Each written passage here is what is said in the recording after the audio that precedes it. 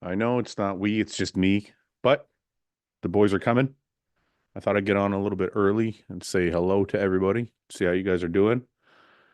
Been a long time since I did a solo Q&A, and I'm not doing that today, but I think I should soon. I kind of like just shooting the shit with you guys and answering some of your questions a little bit more seriously, not all jokes all the time. But you guys are in the chat now saying hello, what's up? If you guys have any questions before the guys get here. Oh, and I want to let you guys know, if you go to the Hostile store on TikTok shop is up. We have some really good deals right now. So if you guys want to pick up any Hostile merch, any Hostile subs, get to the TikTok shop. We got some really good deals. And also, if you guys don't know, we're also on Amazon now. So if anybody wants to buy Hostile from Amazon or Walmart, we are blowing this fucking thing up, and it's all because of you guys and your support. So thank you very much. Uh, okay, the showering with the dog thing has got to die at some point. You guys, does Hostile ship to the UK? Yes, we do. Actually, for just to let you guys know some of the behind the scenes shit. I have wanted to get our stuff into the UK for a while, and we're not going to be able to supplement wise, but we are going to be launching the UK clothing in the next couple weeks, and that will, I believe, our fulfillment center in the UK will be distributing, just will be fulfilling orders all across Europe. So that should be a little bit better for you guys in Europe that want to buy our clothing and don't want to pay the shipping fees and all that shit. So we're going to be there, and we're going to grow the clothing side of things there in the meantime um, until we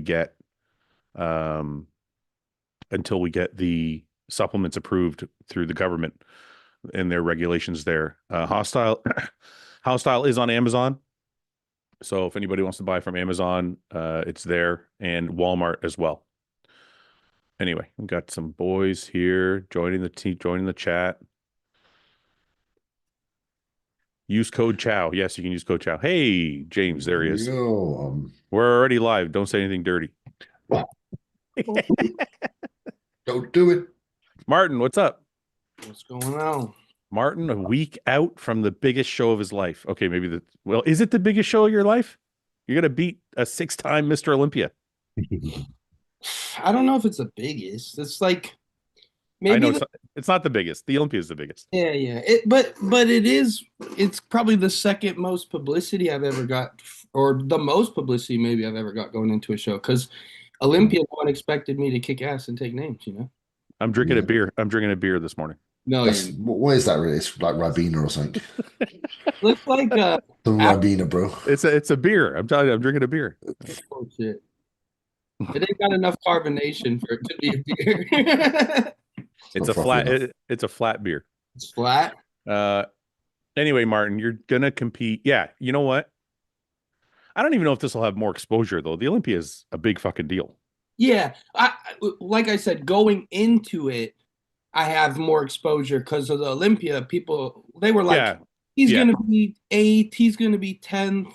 My small group knew where I would be, but besides that, it wasn't as much hype. So this is kind of cool because it's like the open bodybuilder that got 4th versus the king of classic, Well, also you had to share the spotlight at the Olympia with a ton of other people, and that were notable people. So now it seems like people are like, it's you and Chris. I think that's a little premature, but James, what do you think? Is it a Martin Chris show?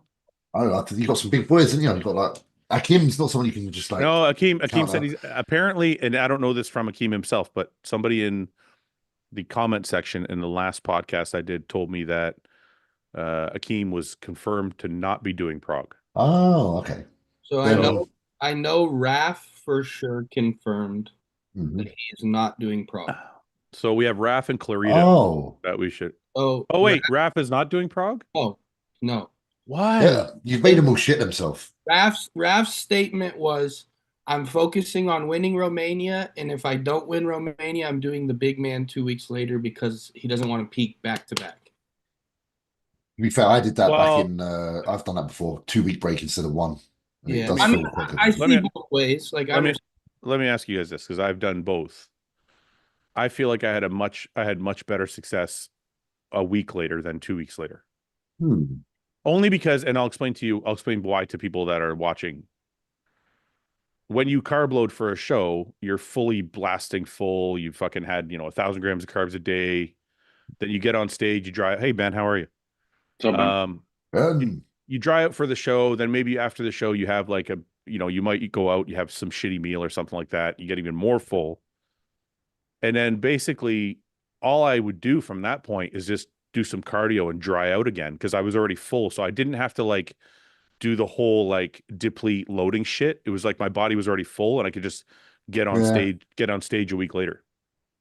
I get it. I actually don't know as if I've ever done back to back, to be honest. What's the closest you've ever done? 2 weeks? 4, I think, actually. Oh, really? Yeah, maybe in my amateur career I did like 2, but I never fucking peaked in my amateur career one time, bro. I won my pro card even fucking missing my peak like nobody's business. So Yeah. I probably, honestly, I feel like I never hit a peak until Detroit. James, what are you doing? Trying to get things looking good. Trying to get things looking good. That looks good. I like that actually. I'll flip I'll flip it. It's got a little bit of Luke at the with the bricks. The bricks. Yeah, Yeah. the bricks. Yeah. Exactly. I've just got to spin it now somehow. Okay, anyway, sorry. We were said. Go ahead, Martin. Sorry about that. Yeah, no, I don't think I ever nailed a peak probably until Detroit. And it's really cool. Just the past 2 days, I've been comparing looks, like going into each show, Well, you sent me the pics this morning, and your legs look like they've doubled in size from the fucking Olympia. You better be careful. You don't unbalance. You know what I mean? You're known as the most balanced guy in the fucking on stage. You don't want to ruin that. 1 leg day a week, maybe this off season. We'll see. Yeah. But no, man, just comparing these looks each time, it's been really cool. Like Brett's like, holy shit, dude, you're gonna be better again. Like I didn't know. We honestly we were a little nervous to see like if we could just mimic the Olympia. Like that was a sick look, man. Like my best. But you know what, Martin, and this is probably obvious to a lot of people. Maybe it isn't. I don't know. But you're 27, so you're gonna keep getting better for the next 5 years. Absolutely. Like most guys peak. Well, I don't want to say peak, but most guys' prime years are between 30 and 35. Yes. So it's like Ranch has told me for the last like 3 years, he says like, dude, if you think you look awesome now, just wait till you turn 30. Wait, I want to address this real quick. AM Fitness says Fouad's not inviting Ian on because he knows he can't win the side chest C-bum argument. I know. Okay. First of all, I know you're joking, but just because you brought it up, I want to ask these guys. We already asked them once, but last week we did this already. Yeah. But I'm going to ask you guys again, just so we can quiet down the chat early on. James and Ben and Martin, you can answer too, even though you're competing against him. Does Chris have the best side chest in the IFBB?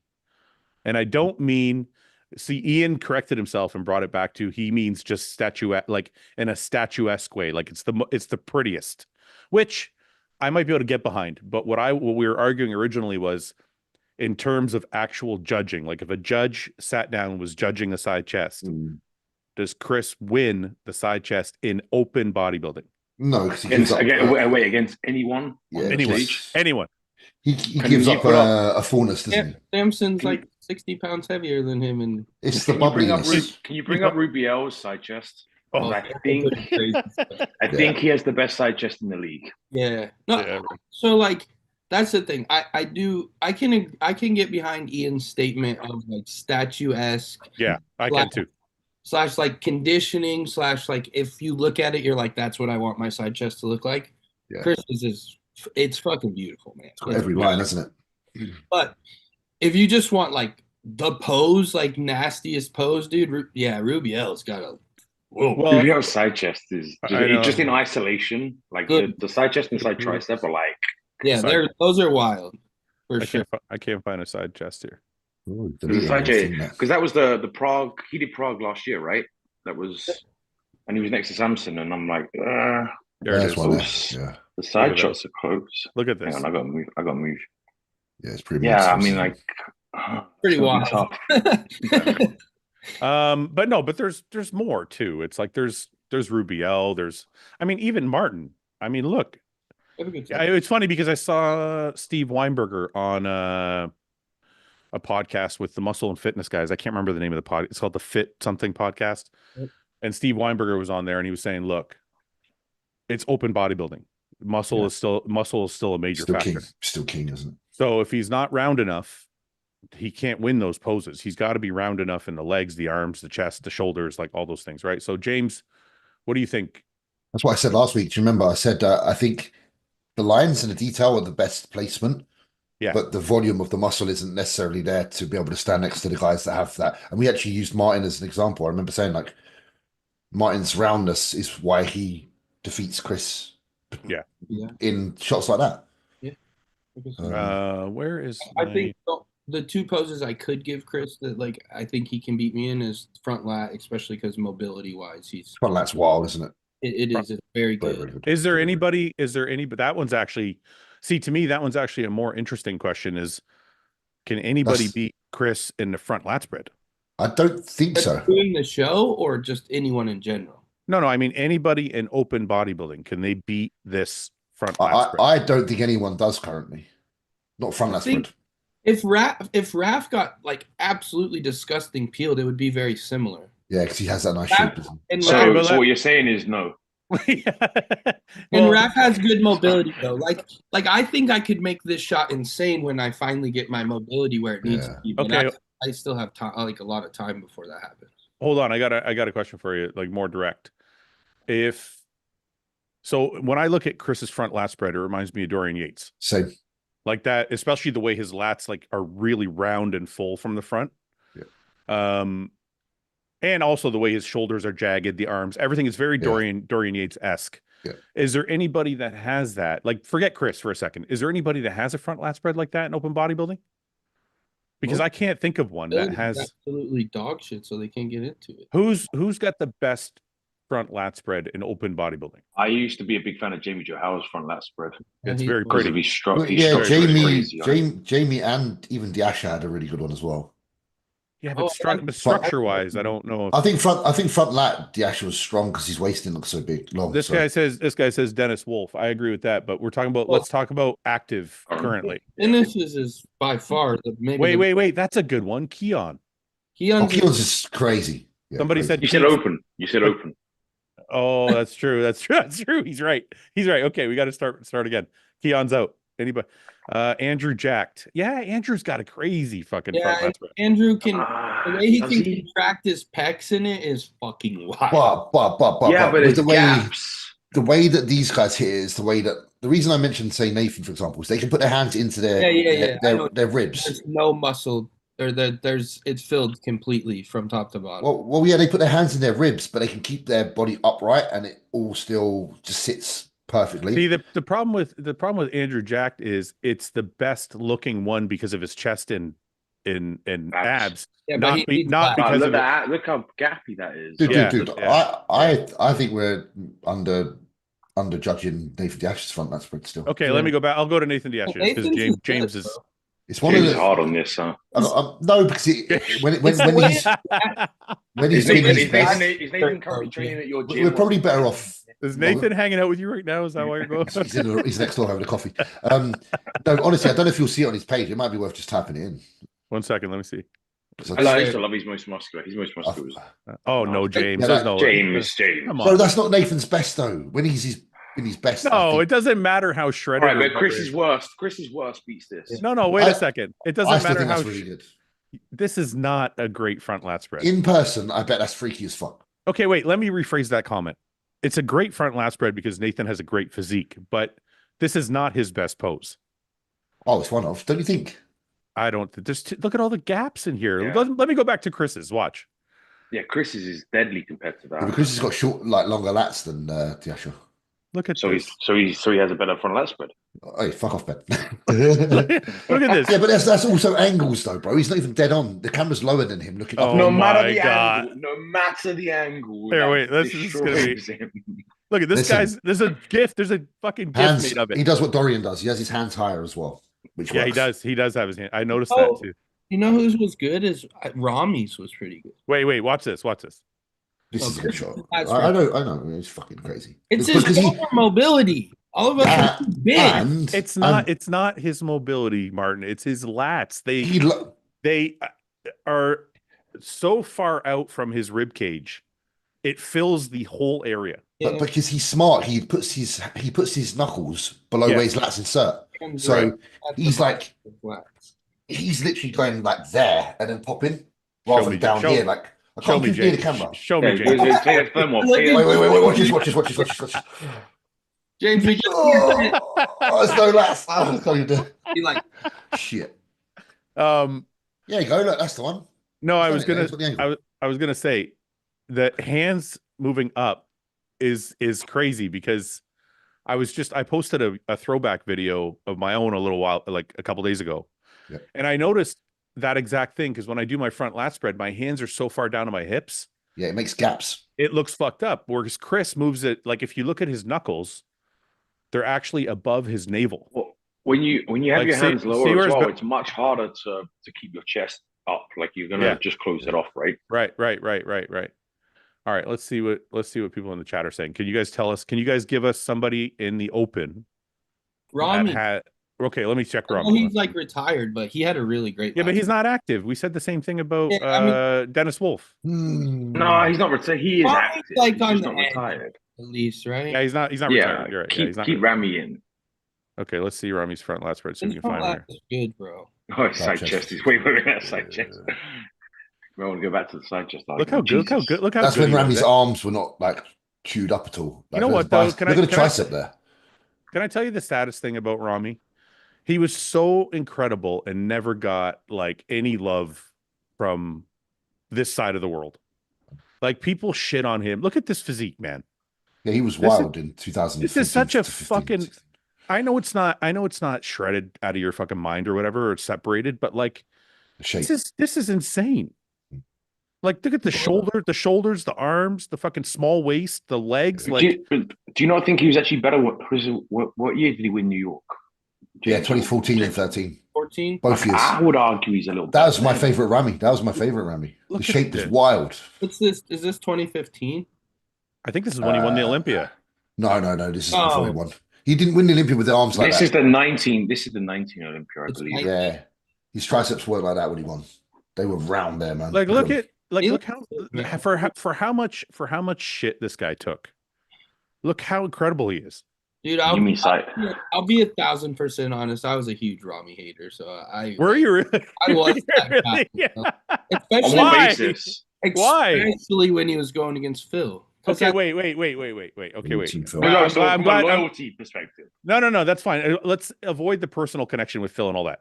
I'm curious because I always wanted to talk to a Rami hater, so I'm glad you're here. Yeah. What? Why? The guy's okay. First of all, he's no controversy. The most polite person on earth.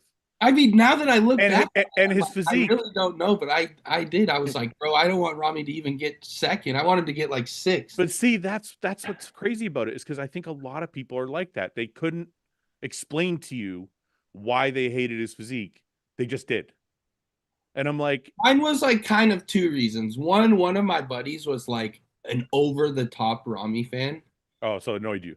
And I was like over the top Phil, so I'm like, you're retarded. You don't know anything about bodybuilding. Just because Rami's 300 pounds, he ain't beating Phil. Like, okay, wait a minute though. But in fairness, I don't think anybody is saying, like most bodybuilding analysts or bodybuilding fans are not saying that Rami was better than Phil. No. I know. Just that's what made me have that. Like, it's like you have that one friend that's like, no, he's way better, and you're like, bro, you're literally stupid. Stop. But yeah, I was a Rami hater, honestly, probably until like I met Rami in 2019, and then I was like, how could you hate this guy? He's the nicest dude on the planet. He literally like gave me a hug and kissed me on the forehead. I was like, how can you hate this guy? James, let me ask you this, and I know we're gonna go back to the front lat spread thing because I am still really curious about it. Why? Usually if somebody has like a bunch of haters, they have some kind of controversy or they're really, really opinionated or they step in it. Like, you know, I'm sure I've got a whole bunch lined up. So Rami is not that guy. So why, if we take aside his personality and just look at his physique, why was he not loved more with such a wild physique? Because he didn't have a fucking big waist. He had tons of fucking muscle. Like, is it just because he was brown? Also, do you think it's James? If he was a big, if he wasn't brown, he would have been Mr. Olympia earlier. If he was a white guy, would he got more love? If he was from Tennessee, he would have won 7 Olympias. Also, what about like personality though? No. Let's avoid personality for 1 second. I just want to talk about physique. No, do you know where it was with him? Yeah, I think they were just frustrated that, like, you know, they say the whole just come in peeled. Yeah. I just think people wanted him to do that, but he just didn't during that time. And when he did finally do it, it was a little bit after. So I think people just wanted to see that of him, and because they didn't get it, they take their frustration out. I can agree with that because I think I noticed the same thing happen to Cedric. There were so many Cedric lovers. Yeah. And the more shows he did, and the more times he couldn't get like as shredded as they wanted him to be, they get pissed off of him. They got mad because they're like, well, he must be lazy. He must be this. He must be that. He must not be focused. This is the 2020, right? So, yes. Quads will bless. Go ahead, Martin. Sorry. Actually, that's funny that you say that because that's so true. Like, I started to become a Rami fan, like I said, when I met him. Yeah. But in 2020, when he won, Brett can even tell you, I'm the biggest Phil fan in the world, bro. Yeah. This is when Phil's making his comeback, right? Yeah. Yeah. When Rami walked out, I went fucking insane. And I punched Brett in the arm so fucking hard, and I was like, dude, he's going to fucking win. And I was like so excited. And I was the biggest Rami hater then still because I wanted Phil to win. Yeah. And dude, the second he walked out and actually nailed it, because in 2020, he nailed it. Yeah. I was like, nope, yep, he did it. He finally did it. He shut me the fuck up. Holy shit, Rami did it. And then he started playing the air guitar and shit, bro. There was nothing cooler than that. Like, just look at the proportions are wild. Like, there's nobody on stage that looks like this now. He got screwed. Like with these proportions, like it's just if Rami's triceps hadn't started to wither, I think he could have had a bit more in him. Oh no, I'm not talking James. Listen, I'm just looking. I'm just looking at like what I see. Yeah. This is. I think this is the problem about what you're saying. By the time he figured out how to get shredded, he had lost body all started the fat. Yeah, his body started some atrophy occurring in areas. Yeah. I still can't find a front lap. But 2013 to 14 was the craziest structure ever. Yeah, can you put up the I'm trying to find a front lat spread here, and I can't. Dude, find New York Pro 2014, man. Okay, let me. That's a sick look. It's like not peeled, but the shape is perfect. It was a cool shape though. It was before his legs got too wonky. Yeah, he was next to fucking like Victor, and Victor's a big guy, and he was just like too much. Oh, it's so cool looking, bro. Yeah, so but wait a minute. Martin, he's killing Phil here in this pose. Correct. But that's the best Rami and the worst Phil. And one of the worst Phils, but also the weird thing is like that front Rami, that front double, it only got worse from there. It never got better. Yeah. You know?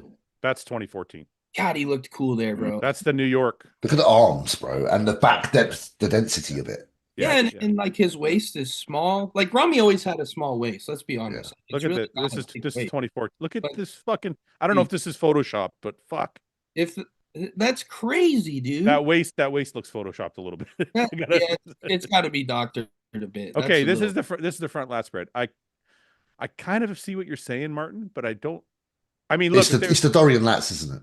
Yeah, it's this. See how full this is here? They look like balloons under your arms. Yeah, I think again, Rami's flexibility. Maybe if he could have got his hands on it. Insane. But I wonder, James, if you look at, I wonder if this is more pronounced because see how straight the legs are in comparison.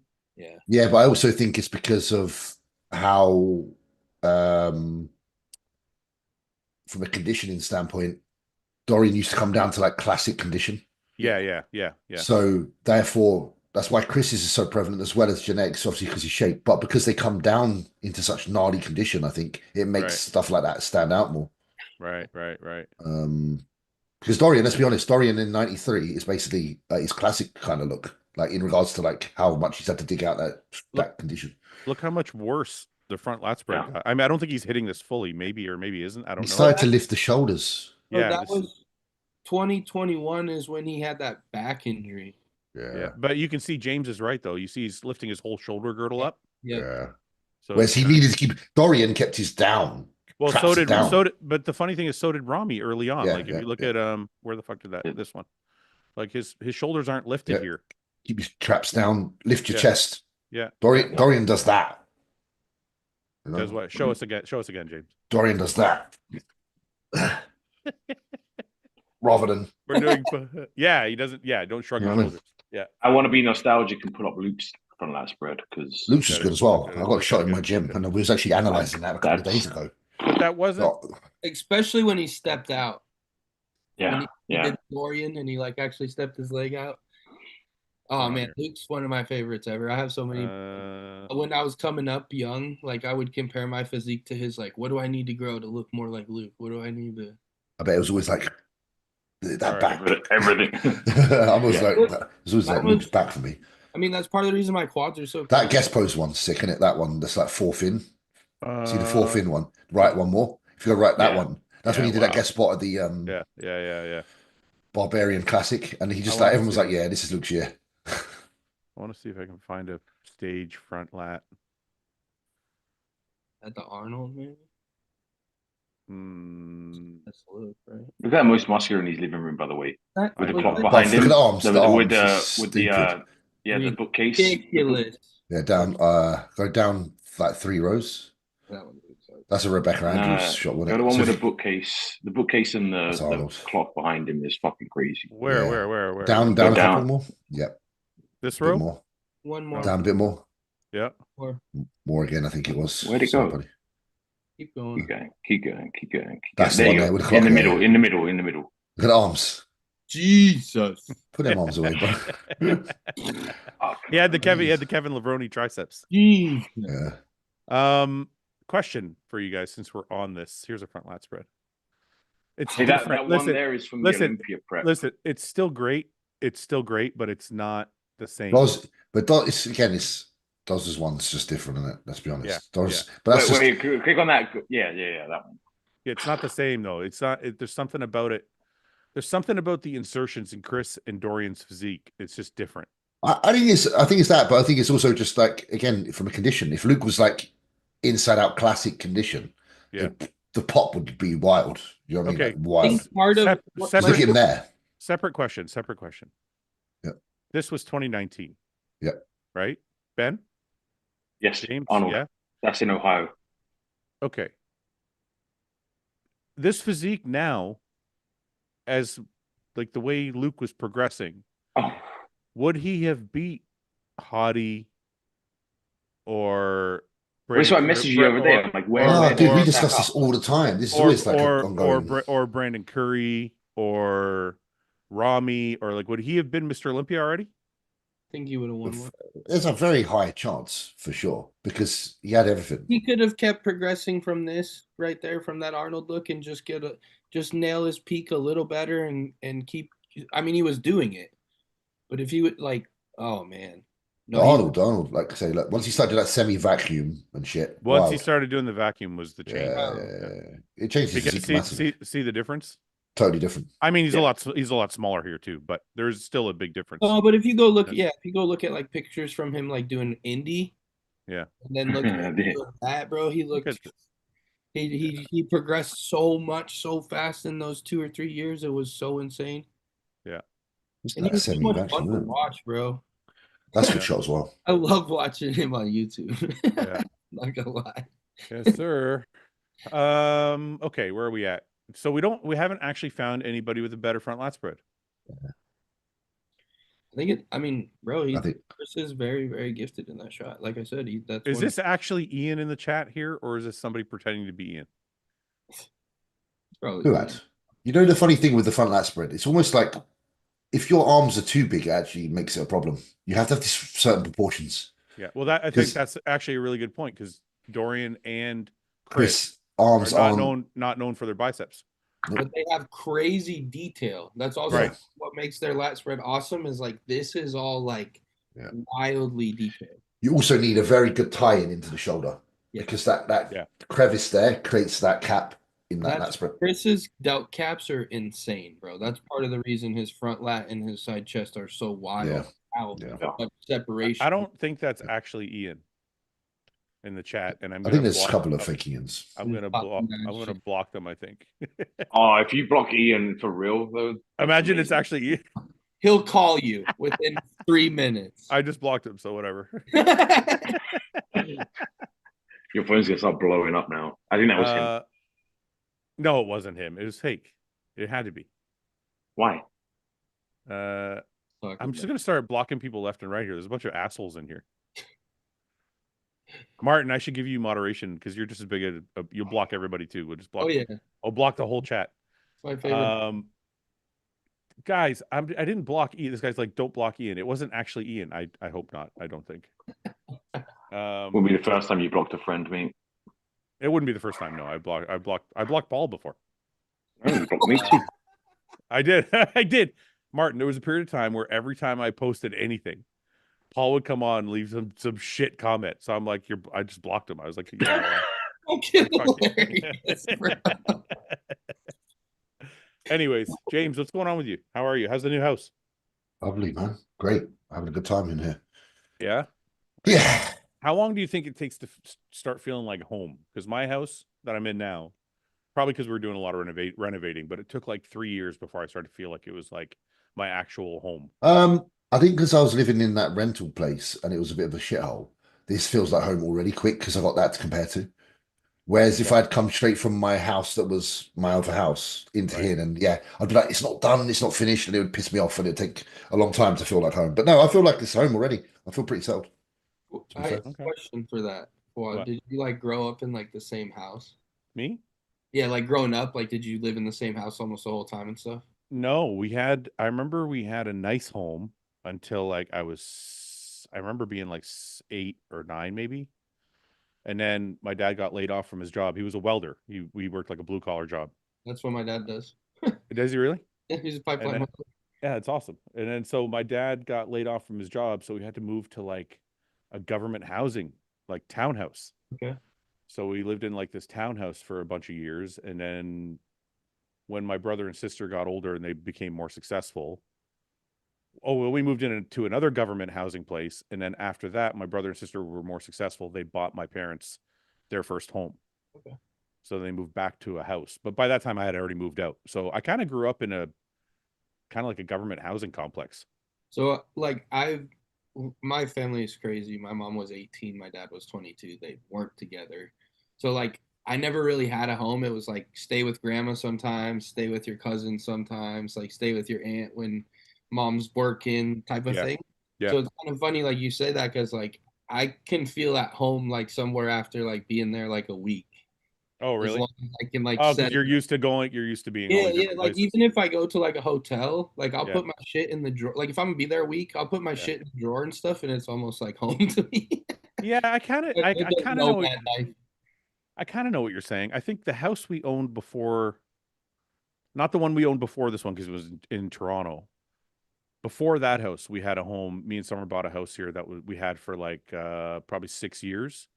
And it was a smaller house, and it was really easy to furnish. It didn't cost us a lot of money, and it was really comfortable. It was like one of those smaller, just like it wasn't a very like some house like this house is a bigger house, so it takes a lot of fucking time to renovate everything and buy furniture for it. It just never really felt right until recently. So maybe like, that's why. Like just set it up and boom, it's good to go. So your parents were 22 and 18 when you were born? Mm-hmm. Yeah, do you have siblings? I have a half sister. She's older than me from my dad. So my dad he had her at 18, then he had me at 22. Jeez, your dad got him done young, eh? He's like, I'm just gonna do it. Bro, he's just turned the big 50, and like my sister's a master's psychologist, a doctorate in psychology, and I'm over here doing good things in bodybuilding. So he's like, I must have not did too bad. Well, do you have a good relationship with both parents? I do actually. Always, or did you have a not shit always. period? Yeah, Oh, so yeah, like a shit period. Yeah, it's been up and down for sure. It's like kind of been both ways. My dad and I have kind of always consistently been close. My mom and I have like been back and forth a little bit, but we're probably the best we've ever been now that I'm older. And a lot of it was like me growing up, and then like I've told you guys before in the past, is like therapy. That last year that I did was like a lot of me understanding like it wasn't my parents' fault, or like they didn't do anything wrong. They were just 18 and like, could you Yeah. imagine being 18 and having a kid? Like when I think about it now, I'm like, man, I'd be a fucking terrible parent if I would have had a kid Yeah. at 18. I would have had no clue what to do. So like, What's your mom do? now my mom is a head manager of a construction company, so she like goes Okay. to the job site and tells everybody what to do. So it's kind of cool.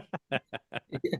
She's kind of a badass, honestly, man. My mom's a very, very hard worker, so that's one thing. Like both my parents, no matter what, they work their asses off, man. Both blue collar as hell. So that's really where I got that from. Is that drive and determination from them.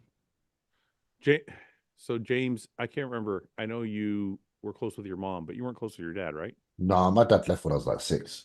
Yeah, So I remember you. Yeah, no. Okay. But it's good because it's like kind of again like I'm how I am because of that. So Yeah. you take it, yeah. Like once you accept that, though, it's like it's kind of hard to accept that, right? But like some people don't. But some people don't ever. I shouldn't say. I don't know. I can understand if people this held them down. Yeah. But I don't know. Like, it's too broad a statement. I don't want to say everybody. I've bumped into people that hold on to those kind of things and always let them. They're always an excuse or a crutch. Oh, for sure. I'm the way I am because my dad or mom did so and so. Yeah. But I'm like, and there's probably some truth to it, but at the same time, a lot of other people just move forward. Yeah. Yeah, and there's nothing wrong with moving forward and still letting it hurt. Yeah. You can have something still bother you, but exactly. And I'd say that's where I am. Yeah, but mentally. I think I don't even want to say the problem because everybody's different and deals with things differently. I think the thing I see sometimes is people that don't want to move forward. Yeah. And they just let it cripple them. Yeah. So. I think that's a mistake. I think that's a mistake approach. If you got to look at it like this, like when something like that is an occurrence in your life, you've been given ultimately a lesson on how not to feel. So don't make anyone else feel that way. So you now have the potential to make someone never feel that. So if you're going to be a dad, for example, you now should be able to say, you know what, I'll never put my children in that scenario. So I'll do everything in my power to not. So I know if I ever became a parent, I know that I would do the complete opposite of my dad because of that. So. It's one of two things, right? You either have a good role model or a bad role model. Either which way, they show you either how to be or how not to be, and you. But that's not. But that's not the case most of the time, though, Ben. Isn't usually if you have a bad role model, you follow in their footsteps. Yeah. But what I mean is, as you mature, you recognize that hopefully you're able to step back and go, okay, that was a negative role model. I need to adjust and actually do the opposite, especially if you're going to become a father.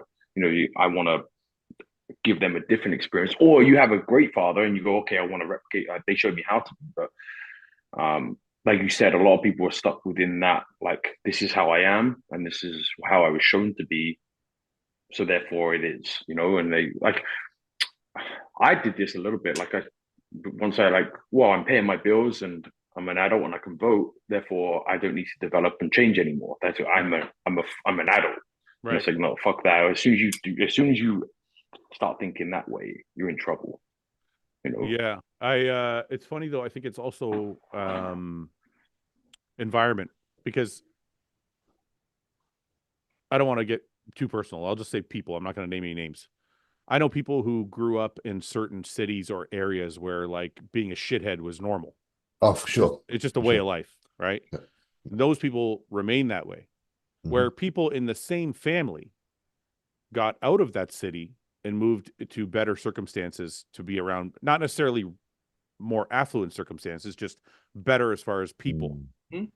and people doing like the right things, and those people became more successful. So I think environment has a lot to do with it, even if you had a good or bad childhood. Because let's say you had a bad childhood where like you grew up in a shitty area, but all your friends are still doing shitty things. That's just your fucking normal. Right. I feel like I know the thing is I know in my life like I had a very, very good mother. Yeah. So I don't know how to comment on, for example, if someone had two parents that were neglecting. That must be a very hard scenario. And I would hate to like comment on that and say that, oh, you can still find positivity. I would hope in that situation you have another family member or a friend, someone that you grew up beside who gave you a glimpse of a better life, and then you use that as your tool. Because let's say, for example, you got two bad parents, but you go to school and you have a great teacher or a great friend, and you get a little bit of a glimpse into the hope that they can provide. Hopefully that's enough to determine change, you know? Right. Again, I can't speak on it because I didn't have that, but well, you're right, James. I think it's wrong to pass judgment. Like I would never pass judgment on somebody and say you're doing it wrong. Like everybody's going to deal with their circumstance their own way. Yeah. But I'm just saying I have seen scenarios where people did have two bad parents, or didn't have a proper area that they grew up in, and still made really good decisions in their life to become successful. Yeah. Do you think that's because they've like exposed themselves, whether it be from afar to what they want, to a desire? So watch a film, for example, and they see something in the film and it gives them an understanding that things can be better. I'll give you this. I think you're right about what you said about there has to be something somewhere that shows you something different. Well, otherwise you're ignorant, aren't you? You don't know. You don't know. Yeah, you just don't know. Because I'll give you the example, like the person I'm thinking of, they told me specifically they had an aunt that was very well put together and had a good job and like did things the right way in life and all that, blah, blah, blah. And that was the person that was a positive influence on them from when they were like 5. That's brilliant. So I think you're right. I think there has to be somebody somewhere that shows you something, or you don't know. Yeah. I don't even know how we got down this fucking road. How are the great road? I love these. You know, the problem is I love these kind of roads. So we should move on. But I'm like, are we annoying all the people watching? Because it's like I don't know, bodybuilding podcast and we're talking about like therapy. No, but I mean, honestly, like that is a huge part of bodybuilding. You want to be a great bodybuilder, you have to have a strong mind. Yeah, I mean, I'll say that's true. I'll say that, man. Like I was a good bodybuilder in 21 and 22, physique wise. But my fucking head was a disaster, and that's why I wasn't very successful. That's okay. Hold on, Martin. Hold on. I love that. I wasn't very successful. Second in the Texas. No. Hold on. Still like one of the best. No. Hold on for a second. You were. You're gonna destroy your physique now. You were a good bodybuilder, but you weren't anywhere near. Oh, I agree, but I think a big part of that was my brain. Yeah, I agree with that. I gotta find this. Did you see the thing I posted of your change from like 5 years, 6? Oh, there it is. I found it. It's wild. Look at you're gonna shit on your physique. Look, watch. Look, no. Shit on his physique at all. I'm just gonna show what hard work and fucking determination and, like Martin said, getting your mind right can do. Look at this. This doesn't even look like you, dude. Look at this. It's insane. All the comments are like, he traded his hair for muscle. Yeah. It's a fair trade, man. You look a little bit like John Meadows here. It's fucking hilarious. Yeah, that's funny. I've actually heard that before. But look at, like, it's funny when people are trying to like look for talent. You can see all the insertions. Like everything is there. Yeah. Everything is there. It just got developed. Be bigger, yeah. Yeah. But yeah, man, and I mean, like, that's the one I want to see, the legs, because you can see you can see the early like signs of it being like the promise of a good leg. Yeah. Look at this 1 year later. That was a big jump. That's a big jump. Yeah. That is huge. Look at your But I mean, look at the fullness of the bicep here. You're like, and the legs. Look at the quads. No, I know, but I'm saying like you can see like these early signs of like, because like look at his bicep once it starts to fill out. It's like, look how much leg size he put on in that year. That's fucking yeah. Not too much of a change from 19 to 20. So those two I weighed hamstrings the same, except for I was just in a lot better condition. But 2020 I dieted for the whole fucking year, so I was so ripped. Okay, there's a little bit bigger change. You got a haircut. Yeah. You've got to still I'm tidy up probably with about trim. 15 pounds heavier there. I was a little too heavy. I wasn't quite in I shape. think, you know what? I think it's really cool that somebody did this for you. I wish somebody would do this for me. I want to see what the progression looks like. It It's really, I incredible. mean, it is cool to watch. It's crazy to see. Look at the leg here, dude. Look at I- this. Look at this Swoopy. leg, and then look at. It's the same. It's just. More. I had a lot of people comment too and say like, it's impressive that you kept your posing almost the same. Yeah. Yeah, through the identical. whole Even time. Well, Like, and that's what it's funny you say that, because that's what we talk about when we talk about, you know, people saying like, oh, if Chris was 20 or 30 pounds heavier, and I'm like, it's hard to grow and keep things in line. It is. So, Right? but this is also Martin, like your body can hold so much that Yeah, that test for you is going to come, I think, over the next 5 years. 100%. Like from 27 to 33, the amount of muscle you put on, that's going to be where, because I think what happens, and James and Ben, you can correct me if you think I'm wrong, but I think what happens is once a physique reaches its like real potential for holding size, and guys try and push past that, that's when things start to go a little sideways. Mhm. So I think you're still at a point where you're still filling in your physique. I think so too. And then once your body is like, hey, we've had enough, and you're like, no, I want to be bigger, then that's when problems start to arise. Yeah, that's when you got to be careful. That's when James, would you agree with that? Sorry, I was just moderating for a second because someone was okay. talking shit, so they were saying something they shouldn't have said. I have an analogy of it. Can I make you a moderator? How do I do Yeah, that? you already gave me permission, so I try to help when I can. Oh, thank you. Okay, Like, go ahead. does this like, you know, I love an analogy, right? Yes. It's like if you're starting. You usually like sex analogies. So that's No, this is a car. This is the car one. This is the car okay, one, right? Okay. So it's like to accelerate from like 0 to 70 miles an hour, you've got to rev the engine, use a lot of gas, right? But then once Right. you're at 70, you got to pull back a little to stay at cruise control, right? And then just to get from like 70 to 80 doesn't take as much to. And I think what you're saying is people try and keep their foot down. And no, but that's not actually. no, I'm saying that's the danger. Right. It is one of the dangers. I think what I'm saying is, I think every physique has a perfect point. Mm-hmm. And if, let's say you reach that perfect point, but you're not winning, that's when things start to go wrong. Because you're like, I'm at the best possible point where my physique looks amazing, but I'm still second place. So then in our minds as bodybuilders, we go, I got to get bigger. Well, hang on, mate. No, it depends why you're getting second place. No, right? but hold on. Let me give you the specifics, because I know that's what you're going to do. Let's say you've reached your physique's most beautiful point, and you're in condition, separated, everything, but they're like, you're not big enough. You're second place. Like, I'll give you an example just to kind of make this more specific. Look at Kai Green. Kai Green. Point of Kai Green, and I could use myself for this example too, but I'm going to use somebody great just so that everybody knows. If you look at Kai Green, he reached a point where his physique was absolutely phenomenal. 2012. But he was still second place. And then he was still second place. And he was still second place. And in his mind, he's probably going, bigger. I'm already shredded. I'm already fucking proportioned. I guess I just got to be monster. Bigger. Right. So then he's like, keeps trying to keep pushing it. And one sec, I got to block this fake Ian again. Can somebody please like moderate? I got to get a moderator to do this for us. So this one's fake Ian. This one is fake Ian. So the point I was trying to make is that's when his body started to look the wrong way, because he's like, your body can only grow so much before like your obliques start to grow out or something else starts to grow. That I feel that's a combination of then like the external pressure, a coach, and what the judge's feedback is. Because the bodybuilder is always gonna want to be like, let's go, let's keep going, let's keep going. I know, Ben, but think about it commonsensically. Let's say you're Kai Green.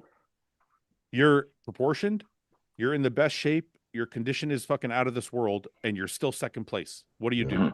Yeah, what do you do from there? You're gonna go. You gotta wait for Phil to slip. But the other thing you do is be proactive, and you're like, I guess I got to be bigger than he is because I can't beat him symmetrically. See, now this is just to do with that conversation. We can use Kai for an example, and I don't know what he's doing as well. When he reached that kind of size, and then it starts to go a little bit overboard, do you think that's because they're actually trying to get bigger from that point, or do you think that's just that you spend so long pushing the body even to the same level that eventually it gets tired and starts to show signs.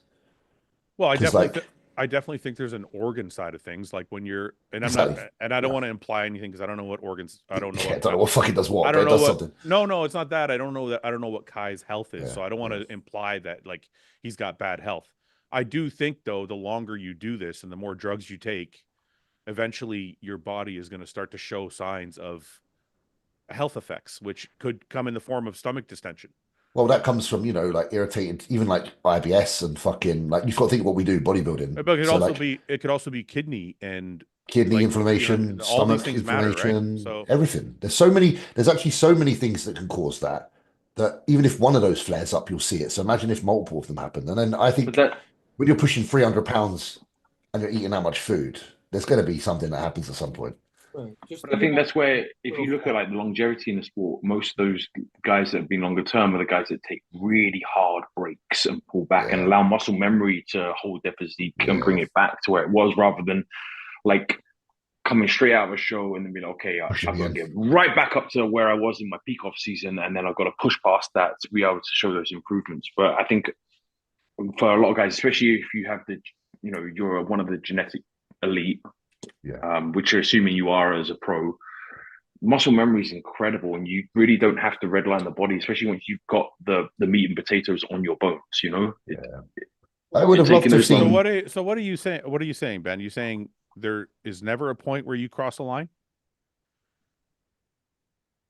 I'm saying once you're, because what you're talking about is like that at the pinnacle, right? Once you get into that balance point where your physique is, you're second place, second place, second place, but But you're maxed you're out. coming in and I guess what I'm you're asking you is, refined. do you think there's a point where your body is maxed out or not? Because I do. I think Oh, there's a for point. 100%. I think There's there's a point where your body just can't grow anymore, and if you are going to make it grow anymore, it's going Yeah, to grow the wrong way. also, yeah, what's yeah. the But best what thing I for think you? is the way to improve it once it gets to that point, and in terms of refinement and even growing more tissue, is to actually take a step back to be able to take two forward. And I think what a lot of guys mistake is they come off stage in that second position. They go, right, I've got to go hell for leather right off the bat. Yeah, but okay, Push. let's play out your scenario. What is these people in the fucking chat, man? What is going on? Are people trying to ruin this chat? Because it's not going to ruin. We're gonna do this no matter what. Anyway, I have a good example of this. wait. I just want to ask. I just want to ask Ben something. Just sorry, Martin. Just on a specific question because he's a coach. Kai Green's second place, third year in a row. He comes off stage and he goes, Ben, what should I do? He's as symmetrical as he's going to get. You got him as conditioned as he's going to be. Phil's still beating him. What is the most logical explanation after that? What would you tell him? I mean, it depends what they want from the physique, right? But if he's just going to roll through to the next Olympia and be as competitive as possible, I'd be like, let's take a break so we're not redlining, keep your physique fresh. I think that's where it's freshness that people. Yeah. Okay, so there's like he's more prep fresh. is to Yeah, but he's more fresh. yeah. Okay, he's more fresh. Comes into the show more fresh. Still doesn't beat Phil. Then what? Well, he might never beat Phil. Yeah, but that's the whole point. Is like, if you're in your mind, if in your mind you're like, I can never beat Phil like this. Yeah. The next logical thing is there's got to be some way to beat him. Typical And if I bodybuilding. can't, sure if I can't structurally beat him genetically, and I can't out condition him, then I gotta be thicker. Yeah. That's what why all guys. bodybuilders tend to think. But you also have to Definitely, maintain that's what your happened. flow and shape within that. But that's my whole point. Is when you're Yeah. trying to get bigger, You can't always contain there's that. a point But where your that's my body point. won't I do don't. it. Yeah, but I also don't think just being straight aggressive and growing for the whole time is what's needed. I think if you take a step back to take two forward, you'll get the growth without having to redline the body and ruin your lines. But there is no two forward, is what I'm saying. You're already Yeah. peaked. Like there's a Wait point there, where but the you're body talking goes, hybrid, but you'll never know that until you get there. Like it's all hypotheticals then. no, you can see line. You can see it in most bodybuilders' timelines. If you look Yes, at, but you only know they've gone past once they've gone past. Yeah. no, I know that. Like I you know that. can't- But you can. I'm not saying the bodybuilders know it beforehand. I'm saying it's interesting that every bodybuilder, if you look at bodybuilders' timelines over history, you can see the point where their physique reached its best possible outcome, and then where they went past that. Yeah, and I agree. But what I'm saying is the guys that hang on for longer or have more longevity, there seems to be a correlation with them being, and again, it's hard to like know exactly what they're doing in terms of how aggressive they're being, but gave themselves breaks and rest periods to let the body not be in this straight, like we're just going to get as big as possible, keep pushing, which is what you do in your mid-20s, right? I think we're talking about two different things. You're talking about an approach to growth. I'm talking about what does someone do when they've reached their max? They can't do anything. I know from my own experience that most of the time, from myself and knowing other bodybuilders, when they feel they've reached their max, currently the answer is always, I got to out muscle them. Like everyone's like, well, if I can't beat them on being pretty, I got to out muscle them. Well, because it's logically the only answer. But I don't think that's the case right now, though. I think shape is beating size. Yeah, no, but the mindset only to a certain degree. That's not necessarily true. No, but I'm saying if you're max, there's nobody bigger than Samson on stage. It's still muscle. It's still at the end of the day a size contest. No, I agree. What I mean is, once you're saying, what do you do in a hypothetical situation where you're maxed and you have the muscle? I'll give you an example. Right? Samson is the most aesthetically pleasing, largest bodybuilder on stage, right? Mm-hmm. If Derek's waist starts to tilt a little bit the wrong way, but he's still second, third, whatever, let's just assume that stays the case. The only thing he can do is get bigger. He's not going to beat Samson on condition, or he'll beat him on condition. He's not going to beat Samson on shape.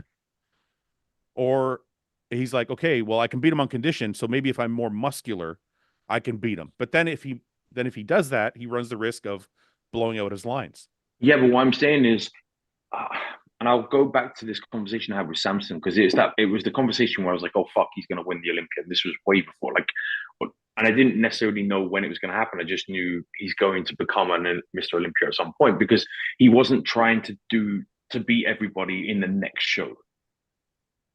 He was just going through the accumulation process. I talked about it to Olympia too, Ben, where I said, it's like, it's just a matter of time for me. It's not like I don't need to do it tomorrow. I don't need to chase that down tomorrow. Yeah, you're saying, but Martin, you're saying that now, right? I understand. Just picture this. You're fourth place, right? You're fourth place. Funny. So you're both arguing different things, really. I know that. It's a totally different conversation. Yeah. Ben's arguing a procedure. I'm arguing the macro view of it. Like, it's very simple. Martin, you're fourth place. Yes. For you to be third or second, you're like, I got to be bigger than fucking Derek. I got to be bigger than fucking Hottie, because you already have the balance in the condition and the structure. So you're like, I got to be bigger. Yeah. All I'm saying is every bodybuilder reaches a point where that is no longer viable, because if you get bigger, you're going to fuck your physique up. Yeah. Okay, right. I agree. But so here's the thing. You take that timeline, right? And you go, okay, like good, maxed, and then went over the hill, right? How do you, like James said, when you're maxed out, but how do you know you're maxed out when you're in the moment? I can because up to that point, your body's being given you progression. So how do you know where that inflection point is? I'm going to tell you looking back. I don't know if you know when you're in it, but I can tell you looking back, and I don't know if anybody else has experienced this, but I remember some periods in my off seasons where I was like, man, my waist is getting a little bit bigger than I want it to. Yeah. But I would tell myself, I have to keep going, because I'm not big enough anywhere else. So I would say to myself, well, I know my waist is getting a little bit bigger, but if my lats get bigger and my chest gets bigger and my shoulders get bigger, then it won't look bad. But it doesn't work that way. Your stomach will end up growing faster than the rest of your muscle. But I think, so I know we're arguing different points, but I do think my point comes into your point, which is when you're growing and you need the size and you need the extra 10 pounds, right? It takes X amount of input, right? Food, drugs, etc. But once you're close to that max and you just need, say you need to out muscle them, that extra 1 pound of muscle doesn't take what it took for the 10 pounds of muscle. And that's where the guys are blowing out their stomachs, because they're doing the same protocol that they did to put on the 10 pounds of muscle to get that extra 1 pound or 2 pounds of stage weight. Right, and I don't think it needs to be as aggressive. And that's where their physique. I agree with that. I can agree with that. I can agree with that. Martin. I would say this, man. The perfect example of this, of how to do it without ever blowing it out, is Dexter. He never tried to be too big. Right. Ever tried to play the game that wasn't his. Right. He knew he was never going to outsize Jay. He knew he was never going to outsize Kai Green. But what he did know he could win on is perfect condition, perfect balance, and slowly put on tissue, obviously. And we saw at the end of his career that he probably hit that point that you're talking about. Yeah. The waist started to go a little bit versus the body. And in my opinion, the only way that you can kind of combat that once you see it, which is hard to see, but if you see that in the moment, is you're probably going to have to over diet your physique, pull yourself down, lose a little bit of muscle, but hopefully the waist comes with it, and then fill back in the areas that never happens. And that's the issue, man. Is we've seen it. We've seen a couple guys like Ben Pekulski comes to mind. We've seen guys who are like, I got to shrink my waist. So they lose some muscle. They shrink their waist, but the muscle never looks the same when it comes back. And I understand because, I mean, honestly, this is what happened to Ronnie. Ronnie's best look was 97. 98, 99, yeah. Right? And after that, in his mind was, if I get bigger, no one's going to catch me. This guy, wait, I want to just touch on this because this guy said Rolly did it. Rolly didn't do it. I think Rolly learned how to pose his obliques. Yes. Rolly never had a distended waist. Like it didn't, like he had thicker obliques from the side, and there's a way you can pose that will actually bring that in. But I don't think Rolly ever had a distended waist. And Rolly still, at a certain point in his career, got to a point where if he put on any more muscle, it was just going to make him look worse. There was no, unless his quads were going to magically get crazy sweeps that he never had before or something. Wait, this is a perfect example of what I'm talking about. This guy said, as said in a previous pod, Sean Ray played it safe and stayed in the top 5. Yes, 100%. You can stay in the top 5 if you're that great already. But what I'm saying is, if Sean Ray wants to beat Dorian Yates, what does he do? Got to put on 10, 20 pounds of fucking muscle, and that might no longer make him look like Sean Ray. But then it's also, to Martin's point, and it's what Dorian did, which is get so big you can come down and bring crazy condition and still have the tissue, the lines he needs, without looking extreme. Which is what Dorian's whole approach was: let me put so much on that I can dig down. Right. Who cares if I lose 5 pounds of muscle? Ghost Man, thank you for your $5. Why only Prague and not Romania show? Romania is huge. Okay, you're right. Let's take a look at Romania. And the reason we're talking about Prague so much is because there's a 6-time Mr. Olympia doing it. And it's not only a 6-time Mr. Olympia in Open. It's more interesting because he's coming from Classic, and it kind of makes it like, hey, can these Classic guys compete with the Open guys? Am I really off base for thinking he doesn't stand a chance to win? No, I don't think that's off base. I think if you ask Chris, which I saw in his most recent YouTube video, he said, I don't know. I don't think I'm going to win, but I want to have some fun. No, I know Chris's view on it. I'm just I don't know whether it's just because he's a pop, like everybody loves him, that they're trying to be hopeful and trying to, like, rather than just be very analytical about the fact that open bodybuilding is different. I think I think people want to see Chris win because he is their fucking favorite guy. And I think people that think he's going to win, not just to want him because he's their favorite, see a phenomenal physique. And I don't think they really know what it looks like to stand next to an open bodybuilder for that physique. Like, look, when Chris is standing by himself, he looks like he's Mr. Olympia, right? But then you put him next to Samson, you're like, oh, now I know why Mr. Olympia is Mr. Olympia. There's a 60-pound gap there. So it's like, I think, but I also think it's interesting to people to think to themselves, hey, I know he's not going to be 300 pounds, but even if he's 260, how close can he get? Like if he can beat Martin, sorry, Martin, I'm going to talk about you like you're not here. But if he can beat Martin, that puts him in the 4th best bodybuilder in the world, only behind 3 other Mr. Olympias. Yeah, I don't even see that hypothetically happening or being possible. No, I don't know. Neither do. Well, I mean, it's possible. There's anything's possible. I don't see it happening, but anything's possible.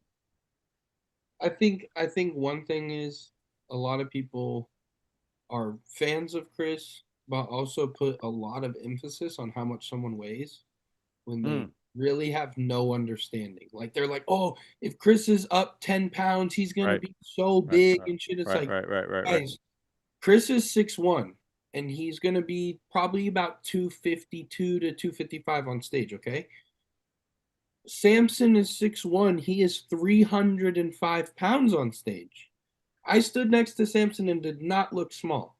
Okay. Yeah. When Chris stands next to me, I'm going to expose him on what it looks like to have a frame filled out. It's just the difference there. Now, go ahead, Mark. Sorry. No, go ahead. Chris is amazing, bro. Like, and that's, I understand because the stats you ask and his posing is good. He's going to do very, very well.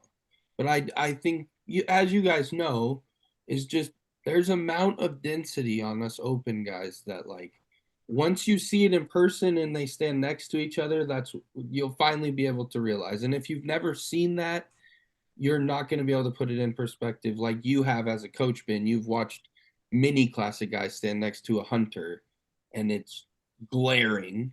And even though that classic guy is not Mr. Olympia classic guy, this guy put it best. Notorious Devourer writes, Seabum is as tall as Andrew jacked, and Andrew still looks somewhat stringy compared to the top 3. Yes. That's a kind of a really good example of Andrew's why 285 on stage or 290. But I want to touch on what you said about weight, because I had a fan message me and say, well, I don't know why Chris can't win, because Chris is going to be 255 or 260 and Martin's only 240. And I'm like, let's take aside the height. Let's assume you guys are the same height.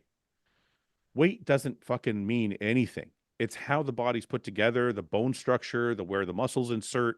Look, I was 260 on stage. Kevin Levrone was 242. I couldn't even stand in the same fucking call out with Kevin Levrone. Like, weight doesn't mean. Yeah.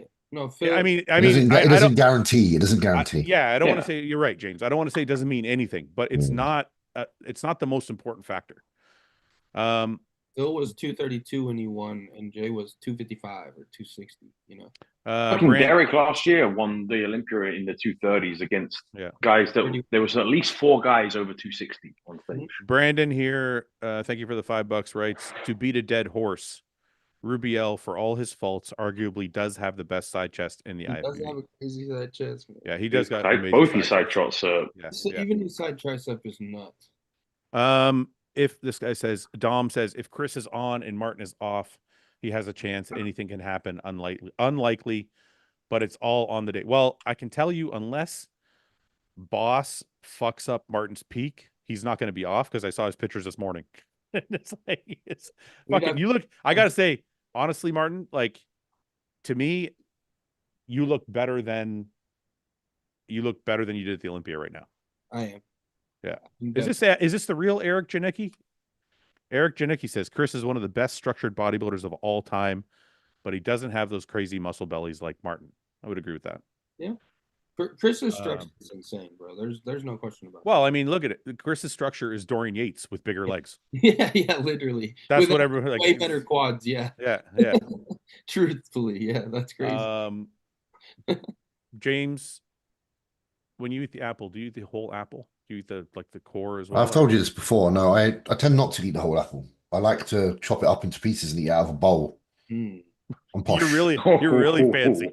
I get the knife out, the chopping board, and I chop it up. Okay, wait. You chop it up, but do you eat it?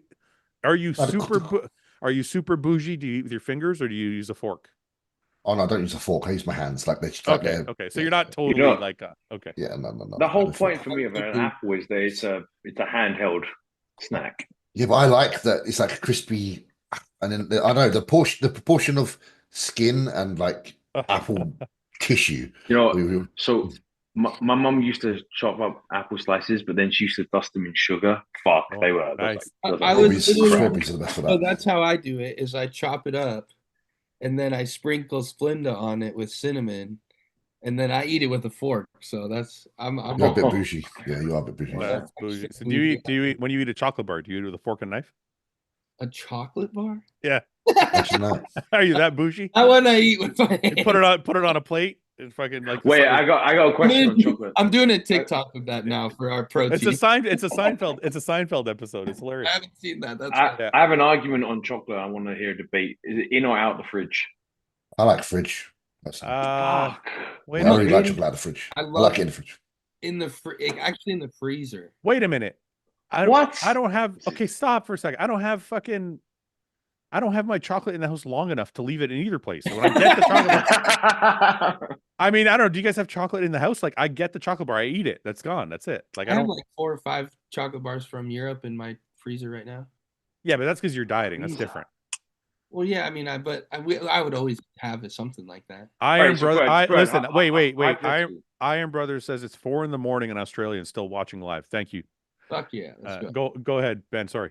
Hypothetical, you're flying into mine, and I'm like, okay, I'm going to go to the store the day before. I'm buying you a bar of chocolate. Where do you want me to keep it? On the counter in the kitchen. Thank you. Okay. Yeah, no, that's not me, bro. Throw it in the freezer, bro. It'll misshape. It'll misshape and it'll ruin it. It'll be like man, my house is like a normal temperature. Wait a minute. Yeah, they don't Ben. They don't have air conditioning in the UK. We don't. I grew up in the UK. I didn't keep it in the fucking fridge. My chocolate bars will bend here. I'm sorry. No, it depends on the chocolate bar. The truth is, it depends on what the chocolate. If it's got contents in it, then maybe not. But if it's pure chocolate, dairy milk's going in the fridge all day. Yeah. Yorkie bar, fridge all day. No, I don't think I've ever put a chocolate bar in the fridge ever. You need to try it. You need to try it. This is going to be a new. No, you don't. You ruin it. You lose the taste of chocolate. After it texts me what are the best candy bars right now, because Cooper's supposed to bring me some candy bars from UK. Oh, I'm gonna send him. I'm gonna send Cooper a list of like the top ones you got to try. I saw Cooper. He was in the gym today. Actually, we could do a fun YouTube video for HOSSTILE. Wait a minute, Janicki here is arguing with somebody because he says this guy J250 says I love Chris, but just watch, he's gonna be 6th place. How? How is he gonna be 6th place? There's even 6 people I know that can beat him. I don't 4 people. Yeah, that's rude. Okay, let's let's do this. Get away from the chat. We'll let the trolls run the chat for a minute. Or James, you can monitor it. I'm trying, but I'm also trying to. If I do that, the problem is I can't multitask, so I end up losing where we are. Okay, we're gonna do some predictions for Romania here. I don't even know 10 people. Martin, did you consider doing Romania, or just not? Honestly, not really. After I'd already committed to Prague, a few people had asked me, like AJ and stuff.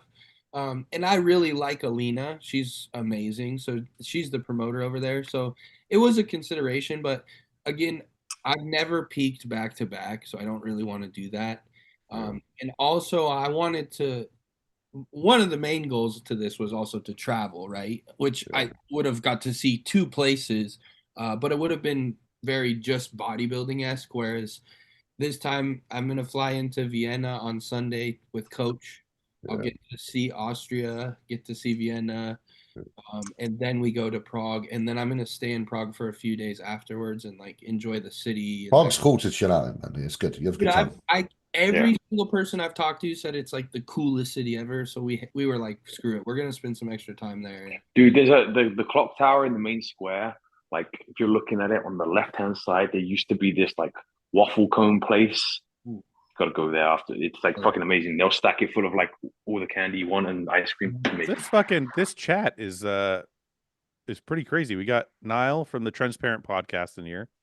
We got Eric Janicki in here. Who else? Like everybody fucking watch the Real Bodybuilding Podcast. That's like, Ben, why did you go to Prague? What were you there for? I don't remember. A couple of hookers. I actually did get a hooker there, and I couldn't bang her. So I didn't think you were going to tell me. Oh my gosh! Where was it? Warehouse 75? Or whatever You're going to end up divorced after this. Yeah, I know. Fuck. No, the good thing about it is I ordered it. Ordered it. I ordered her, and then passed out by the time she got there, and then it was like breakfast time. I tried to take her to breakfast with me because I tried to take her to breakfast with me because I was hungry, and the hotel kicked her out because not allowed to take a hooker into the restaurant. So yeah, that's fucking probably cut that out, but we can't because it's live, eh? I'm not. It's not. No, Yeah. it's there forever dude, now. it's out That's there it. now. Yep. Dude. I've never done that in my life. Ben fucks hookers. All right. let's move No, on. wait. I tried to. I didn't. This doesn't count. Try to. That might be worse. All right. I was actually in Prague on my own. I just went for 5 day just hang out, put my headphones in, and around the city for like 5 days straight. It was good. Let's Had How did dinner you on my shoot own. in? let's switch to something a little more serious. I just want to, because somebody asked a question really early on, and I wanted to ask it, and we kind of got carried away. Martin, have you ever dealt with any type of anxiety on an ongoing basis? I don't mean just like anxious one moment. I mean like on an ongoing basis. Yeah. Actually, that's something. Was it like a social anxiety? Was it a performance anxiety? Like what kind of anxiety we're talking about? Yeah, I mean, I still deal with it a little bit. That's part of why I smoke weed. I feel like it helps me with my anxiety some. Whereas I know some people, it gives them the opposite effect. What is it? What is it though that gives you anxiety? Is it bodybuilding? Is it just life in general? Is it like what's the pressure? Where is the pressure coming from that's creating your anxiety? In the past, a lot of it had been to be successful in bodybuilding. Okay. I feel like I've alleviated a lot of that stress off myself, and I don't feel that pressure very much anymore. I really just enjoy what I'm doing. Mm-hmm. But I still do get a little anxious about just the future and like planning everything out. I'm very like I'm not type A in the sense of like I need to know everything to a T, Mm-hmm. but I am type A in the sense of like I would like to know my 5 year plan, my 10 year plan.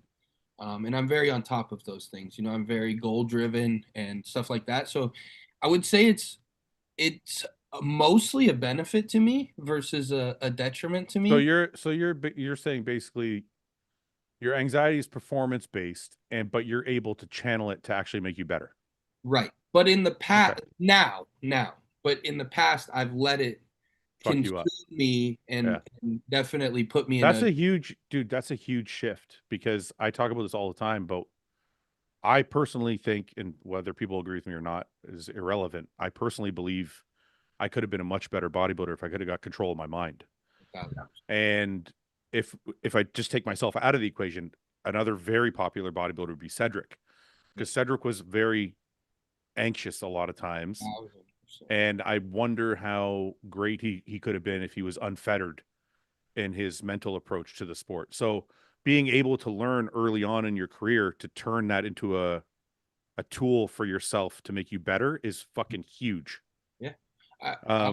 I'll attribute some of that to going to therapy, man. I know I've pounded this on here, but I went. No, that's good, because I think a lot of guys would never consider that, or would be embarrassed to say they had to go to therapy, or embarrassed to say they had to take a medication, or embarrassed to do any of that. Let me ask you this, James. Yeah. Do you deal with, I know you're very cerebral, but do you deal with anxiety, or is it just more you're deep in thought a lot, or have depression? I think I'm such a thinker that it's very easy to feel depressed. But that's just because. Well, what about anxiety? Because I mean, we can get into depression, but that's kind of a separate. Those two can be connected, but they're also separate. I don't really have anxiety because anxiety is a feeling that I get much rarer. To be fair, like I'm not an anxious person. Social anxiety though, like. Yeah. What did you say, Martin? I said I would say that James would be more social anxiety in the sense of like he doesn't want to talk to someone about his problems. He doesn't want to be around someone. He's much better. He's much more introverted. Isolated. Yeah. But because of that, sometimes that is also what puts him in that depressive state. Well, I'll be honest. My anxieties come from the fact that I try very much to be the opposite. I try to be the social guy. And I put myself out there, and since owning the gym as well, even more so, I put myself into the conversation. So my anxiety is how I'm received, and I always want to be received in a manner that I don't. My biggest anxiety is does someone think bad of me, and I live with that constant feeling of what do other people think of me. Yeah, but you know that you can't control that, right? I know, but it's still present. Yeah, it's Right, still right. Like to the point where I even had a little bit of an altercation in the gym today, and it bothers me way more than it should if I feel like I've come across a certain way that isn't what I wish to present. Right. And yeah, that's just who I am. I think what you just said is probably the most important part of anxiety. Like aside from getting help, like you said, Martin, or aside from like taking medication, I think the most important thing understanding where it comes from. Is doing what James just said, which is doing it anyway. Because I think a lot of times what happens with people with anxiety is whatever the fuck they're scared of or whatever it is that's bothering them, they will succumb to that fear and not do the things that cause their anxiety. And then the anxiety just grows stronger. And I think James, by going out to the gym and meeting people and talking to people and that's the only way, aside from your own self-help and medications, that to me is the best way to combat anxiety, is to do the exact thing that's scaring you. Mm. So, So. James, or sorry, Ben, go ahead. So James said something there that resonates a lot with how where my brain is susceptible, which is not necessarily what other people think of me, but it's about what I think about myself, right? So it's like I have this perception in my head of like the man I want to be, the father I want to be, the husband I want to be. So all those things are like these ideals, right? And they're like at this level. And then when I'm like self-reflective, even within a moment or within a day or within a year, if I'm falling short of those, that's where I start to lose the fall into either depression or being hard on myself and just or feeling anxious that I'm letting down or I'm not meeting that expectation of myself. I'm just gonna. Sorry, go ahead, Ben. I don't know whether that's the same for everyone else, but it seems to me like the older I get, the worse that's getting to. Like that gap is like where, I don't know, it's like when you're 14, 15, 16 as a teenage kid, you're almost like invincible, right? And you think by the time you're 30, you're going to have a fucking mansion and 20 cars, right? Right. By the time you're 40, you're going to be retired and on a fucking yacht, whatever it is. And then it's like where you have this like self expectation where you fall short of it. For me, that's where I wrestle with my own mental health in a way, where however you want to describe it. This guy, TY guy, says this is kind of me in a nutshell. He says, my anxiety got worse the more bigger I got back in the day. It was social anxiety. I always felt like people were looking at me and thinking bad about me or perceiving me in a negative way. So that kind of goes to exactly what I was saying about James. Like I had the same thing, like the social anxiety, where I was like, I didn't like staying at home was just easier. But that's exactly why I didn't stay home, because it just fucking would grow and get worse. But I do want to touch on like the elephant in the room. And I don't know if you guys agree with this, but steroids just make it way 100% worse. I always say this, guys, the amount of conversations I have with younger people, and I'm like, use me as an example, please, because I wasn't always this way. Yes, naturally it kind of can occur, but it's heightened by the fact that I've chosen a certain lifestyle. And if you don't want that to be your lifestyle or part of your existence, just consider it, because it's a very, very strong component to what we do. I said that, James. Let's say this, man. James, I said this. A kid messaged me on Instagram, and he asked me this exact question. He said, I just started my bodybuilding career. I'm like 2 years in, and my anxiety is really, really bad. What can I do? Because I know you dealt with it, blah, blah. Yeah. And I said to him, look, there's a number of ways to deal with it, but overall, on a macro level, if you want to bodybuild, just expect that that's going to be part of your life. Like, it's just, if you are naturally, or it's like we say this about bodybuilding. We say this about steroids all the time. Whatever kind of person you are, it's just going to be like, okay, exaggerated. We amplified that by whatever percentage. So if you're naturally an anxious person, a nervous person, or whatever, an introvert, you're going to double, triple, quadruple that feeling. So if you're starting out and you're 21 or you're 20 or whatever the fuck you are, and you're starting out and you're like, I want to be a pro bodybuilder, but I feel this way, learn to deal with that early on, like Martin did, by seeing somebody, or consider that bodybuilding might not be for you if you really don't like that feeling. This goes to what you said, right, about genetics, because everyone just goes, oh, genetics in bodybuilding is just how quick you can grow muscle and your structure. No, this pertains to injuries, like your tendons and muscles and things like that. Like Branch Warren's genetics for not getting injured is through the roof, right? But then, like you said, like your genetic propensity to anxiety and depression, etc. Those things matter. It's a huge part of what gets ignored within our sport. Well, also, and I want to touch on this because Greg Chuma says it. It's not necessarily black and white. Like he says, stay away from Tren, DECA, NPP if you have anxiety and just use test. So I am going to say, if you're using other steroids, you're still going to amplify your feelings. But I do agree that some gear, like when I did DECA, oh my God, I didn't want to leave the house. That's why I did very little DECA my entire career, because I was like, it used to fuck me so bad.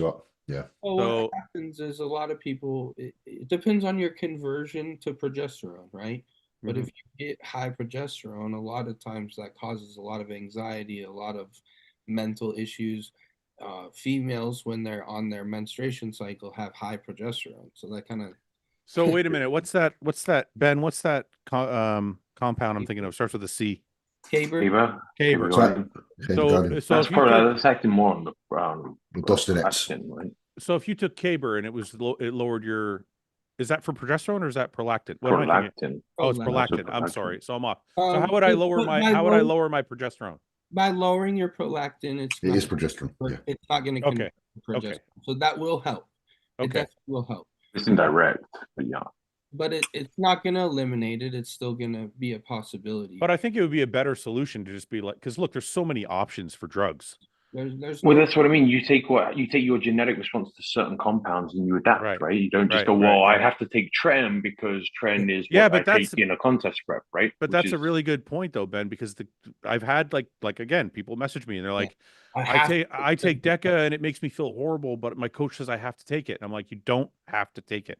Yeah. If your coach is telling you there's a compound you have to take, they don't know many ways of getting ready for a show. That's not necessarily a great coach. I mean, look, unless you're talking about test, but even test, like there are ways around taking massive doses of it. You can take massive doses of other things, or maybe you shouldn't be taking massive doses, period. But like, maybe I should have rephrased that a little differently. But there's a workaround for everything. Yeah, I mean, for me, it's like I cannot take Halo, and I just know that. Yeah, but that's most. I'm good on Halo. Halo, I'm great on. Yeah, it shouldn't. I'm an absolute psychopath, and I've like looked in the mirror and been like, okay, like you truly can't handle it. Like no matter what, if it makes prep easier, you're stronger. Those workouts are good at the end. Like cool, it gives you great effects. It also makes you a fucking idiot. I wish I could tell some of the stories. Look, I know a couple guys from back in the day. One of them was taking such a mild dose of Tren that if I told people, they wouldn't even fucking believe me, because anything over that tiny amount would fuck him right up. Mm-hmm.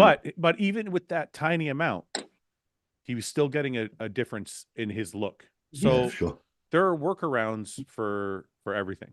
So Trenbolone specifically, quite generally speaking, guys, honestly, you can get away with like a very low amount of Trenbolone and you will get great results. Just putting out there.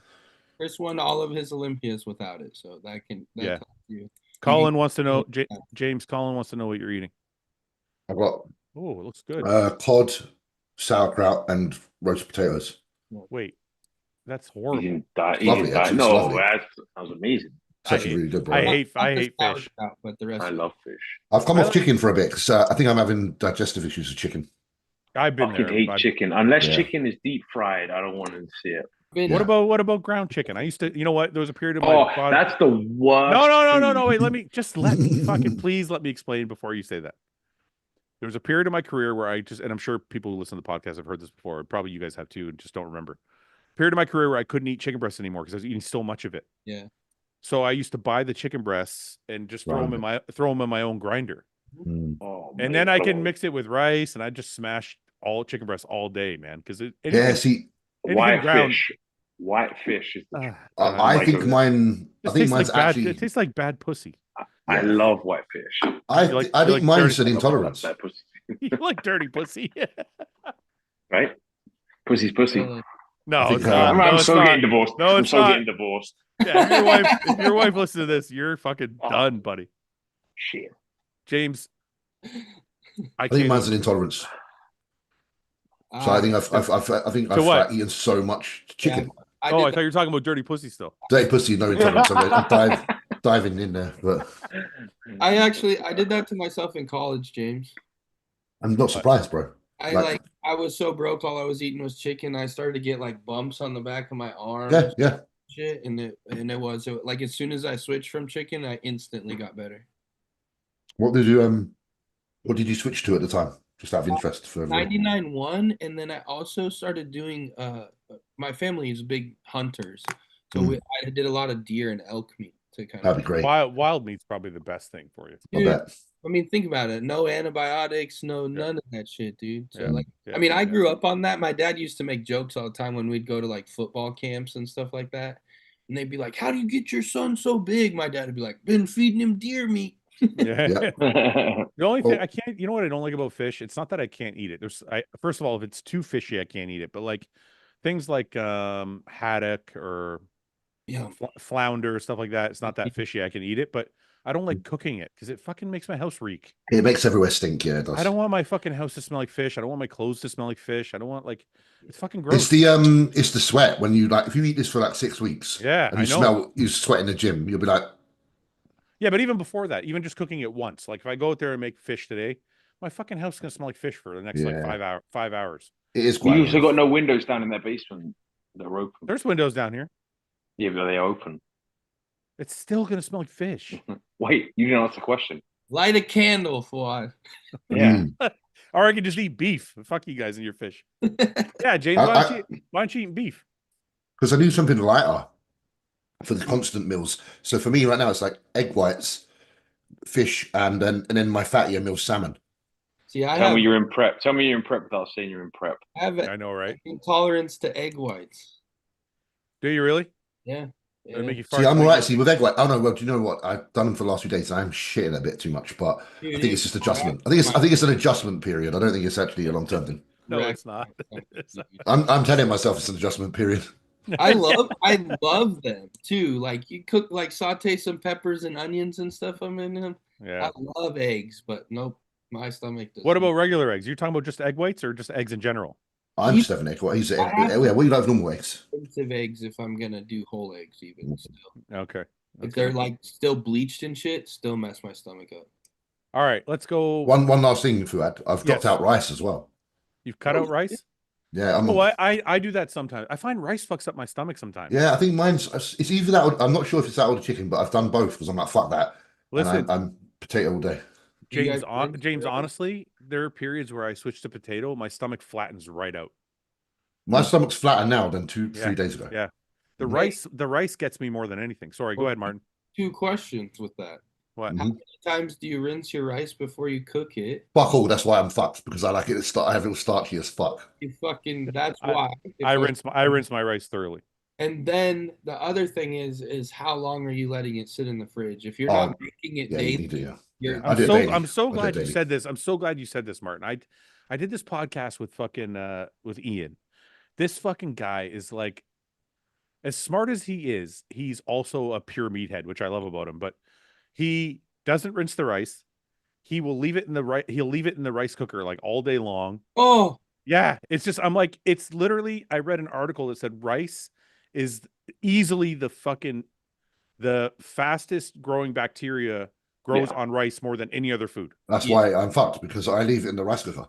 Yes. Dude, the worst food poisoning I've ever had was from reheated rice, but it was takeaway rice. But I reheated it the next day and I was like, oh my God. I mean, crippled.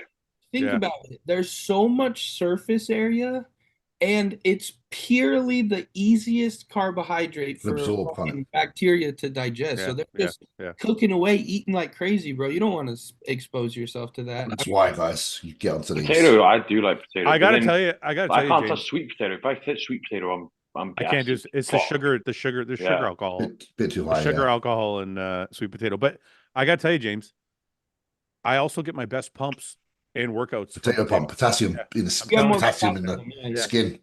Yeah.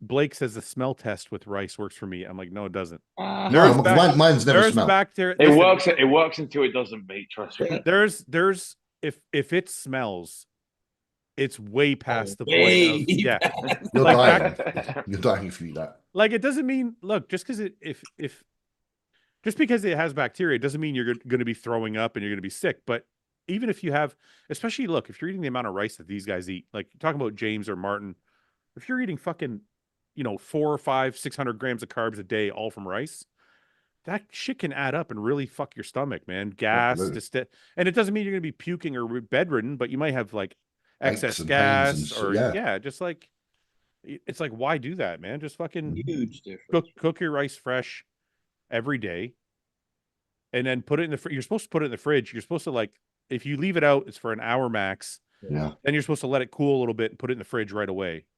And then even in the fridge, I think they said something like it's only good in the fridge for 1 day. 1 day. Yeah. Day. That's a bit too much hard work for me. That's why I went for the potatoes and cooking them as and when. Oh, dude, potatoes are a dream. You just fucking throw them in the microwave for 4 minutes and you're banging it. The thing that sucks out of potatoes is, like, you're right, you can do it like that. Volume. Like, cook them good. It takes so long to cook a lot. It's Martin. Look, this is the simplest way. Don't microwave your potatoes, man. Five pound bag of potatoes, right? Dump it in a big pot with water. Turn that shit on and leave it for fucking half an hour. Okay. Come back. You got 5 pounds of potatoes to mash up. Yeah. Dude, Mashed potatoes. You can. Yeah, I like them cubed, like how James has them. Air fry them again to get them crispy. Boom. But it's so much work. Dude, you don't like mashed potatoes? You know how much fucking we've been through over this on the podcast a million times. I love mashed potatoes, but I like mashed potatoes when I can put gravy, milk and butter, and yeah, but you're in the off season. The milk and butter is good for you. There you go. Then I can do that shit. Yeah, there you go. Air fried potatoes. Somebody just said air fry is good. Today these were oven, but I do use air fry quite a lot. Yeah, I could do a lot of potatoes. Anyway, okay, let's do this before we go because we only have like a little bit left. Sorry. We didn't even talk about Romania. These are some of the bigger names doing the show. Raphael, Horse, Marcelo. I'm not sure who Alexander is. Who's Alexander here? Oh, this guy. He used to be a 212, I think. We looked at him. No, I thought he was doing 212 still. Oh, is he? I think so. I think so. He's good friends with my training partner. Estelle and Jordan are really good mates. I think are you sure he didn't move up? Because I think he's on the list. I don't know. I'll have to ask Jordan. Let me take a look at the list. Let me take a look at the list real quick. It's peeled though. It's really, really shredded. Where the fuck did that Romania list go? Oh god. Come on. I saw it here. Where the fuck is it? Did you remove it? Oh wait, what's that? Romania. Oh. Alexander. No, he's not on here, right? Oh no, wait, no, that's Alexei. Yeah, you're right. He's still 212. Yeah. I think he's a front runner he's one of the front runners for 212, like top 3. Okay, well let's remove I'll have somebody remove him. Okay. Akeem, Amir, Christian Wolski, Jan Turek, Mike Halusi is from Australia. Oh, okay. Let me see if I can do I have Martin? Oh, I do have Martin in here. Okay. Let's do some predictions. James, Martin, Ben. Who wants to go first? I'll go. Wait, I gotta add Ben. Add player. My question is what does I know we're gonna predict, but my question is what does Akeem need to do in order to be able to beat Raf a show like this? Is it possible because it's not the Olympia and the lineups looked a little bit different, or is he coming on point? Both days. Yeah. What does Akeem have to do to beat Raphael? Someone like Raf, because Raphael's really good, but Akeem's really good as well, in my opinion. I feel like Raf's got a better proportion back for sure, but I feel like Akeem is so fucking big from the side and front. It's like they're both really good. What were they at the Olympia? 7th and 10th? Yeah, but that doesn't, I know it's kind of expected. At this point, Akeem's best is better than Rafa's best at this point. You think so? They've shown on stage. Yeah, so I think Akeem at the Arnold and Arnold UK for me was like 1 second. Finals, yeah, not for me. I think round for me, I think it was Akeem Saturday night at the Olympia is the best I've ever seen it. Okay, but even so, let's assume it was the Arnold. What was Raphael's best that you've seen, the Arnold or the Olympia? Probably the Arnold where he got 3rd. Yeah, Ohio. Well, I mean, if that just stands to reason though. If Akeem was at his best, Yeah, but Rafael was at his best. Akeem was like No, really low in Akeem was points only- in prejudge, and then in finals he was smoking everybody. That's why I Right. said he got to turn up on point, because if he turned up like he did on the Saturday. Boom. Right. It's a one-day show. If Akeem shows up Saturday, Akeem, that he's been showing up at these 2-day shows. It could definitely push. It would definitely be. It will It's definitely fun. be a battle. Especially we'll probably see Raph a little bit smaller. I think so, because he's going to try and get into slightly better condition, isn't he? Hopefully, we see him actually peeled this time. I think I'm going to say Rafa's going to beat Akeem. I don't think Akeem can beat him yet, unless, like you guys said earlier, Rafa's off. I like Martin said, I know that Rafa, in our opinion, all of us said that he needs to be sharper for him to present his best. Will he have the same musculature? And then standing next to Akeem, how will that look directly? Because at the Arnold, to be fair, he had a good amount of size. Right. So it's just whether he still has that. Akeem holds size quite well, doesn't he? He doesn't really lose any. So either of them. He's got a lot to give up. Yeah. Then you know what, James? We're going to put Akeem here for you. Is that what we're doing? I'll be team Akeem today. I think Raf then definitely is. They're top two for sure. So Raf's there as well, second. Raf, okay. Then who? I like to mix it up. You know me, bro. Don't do that. You know what? I noticed you do that just so you can have an excuse to be like, I didn't really mean it. Yeah, if you didn't take it seriously, he doesn't. You know, because he did that with the Olympia, right? He put Andrew first, and he's like, I'm just doing it for fun. That way, if he loses, he's like, well, I just did it for fun. Well, no, you know it's just you know what's funny? You know what's funny? The same, and I was like, but wait a minute. But it's funny is if Andrew would have won, you'd be like, I knew it. I know. I'd be like Mystic fucking Meg. Come on. I know. Okay, let's go back. Okay, Akeem, Rafael, who's third? Marcelo, Amir, Christian Wolski, Jan Turek. James? Probably top to bottom. If Horse is in shape. No, because Horse is back. Horse's back's not great. There's no ifs in here. I know. Okay. Then let's go Amir. Amir. Okay. He's always in shape. Amiro Magic. Then let's say Horse. Magic, you move there. And then I think Christian, because I think Christian's really good. He's come a long way. And then Tarek, because he's good, but he's just a little bit slight compared to some of the other guys. Okay. But he might be a bit bigger now. And that's my top 6. So Jan Turek, okay. Because I don't know anyone else. No, we're just doing top. We're just doing top 5. I think we're only doing top 5. Oh, okay, cool. Yeah. Okay. Well, let's remove this. Okay. Remove. Okay. Sorry, Juan. You're off there now. Martin, what do you think? Raph. Yeah. Akeem. Yeah. Wolski. Wolski. Wolski is good, man. Horse. And then who's that last? Amir. Yeah. The kid's peeled, but his legs are just too thin. It's slight. What I have? I have Raphael, Akeem, Christian, Amir, Horse. Well, we're pretty close. We just flip-flop 4th and 5th. I just don't know. Listen, I think Horse is probably my favorite physique up there, or one of, but I just don't know if he's going to come in shape. Well, he just put up a post that he's like 270, bro. There's no way he's in shape. Ben. I got the same as you, but Akeem winning.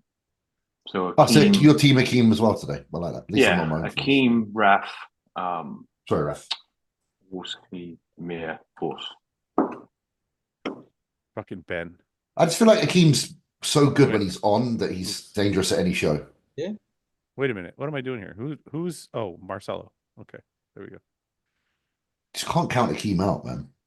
I'm not. Listen, it's funny. From show to show, I argue different people. Depends who I'm on with. Yeah, I just argue the opposite of everybody else. Yeah. Because on the last show, they were all arguing that Rafa was going to win. I'm like, yeah, but Akeem's pretty good. So okay. Unless it's fucking Rami or Brandon, and then you are hardcore on those, no matter who's on. What are you talking about? I'm not hardcore on Brandon. I did the same thing at the Olympia. Listen, it's part of the show. I gotta give the opposite point of view. Be the devil's advocate. You have to explore both possibilities. Yeah, we have to, because there's people watching that are. You are loyal to Rami and Brandon. Come on. No, not Brandon. I'll give you the Rami one. Rami, you're biased on. I'm 100% biased on it. I'm a huge Rami fan. But how can you not be? Come on. He's a fucking freak and happens to be the most polite, genuine, He is a like nice person on earth. Like it's crazy.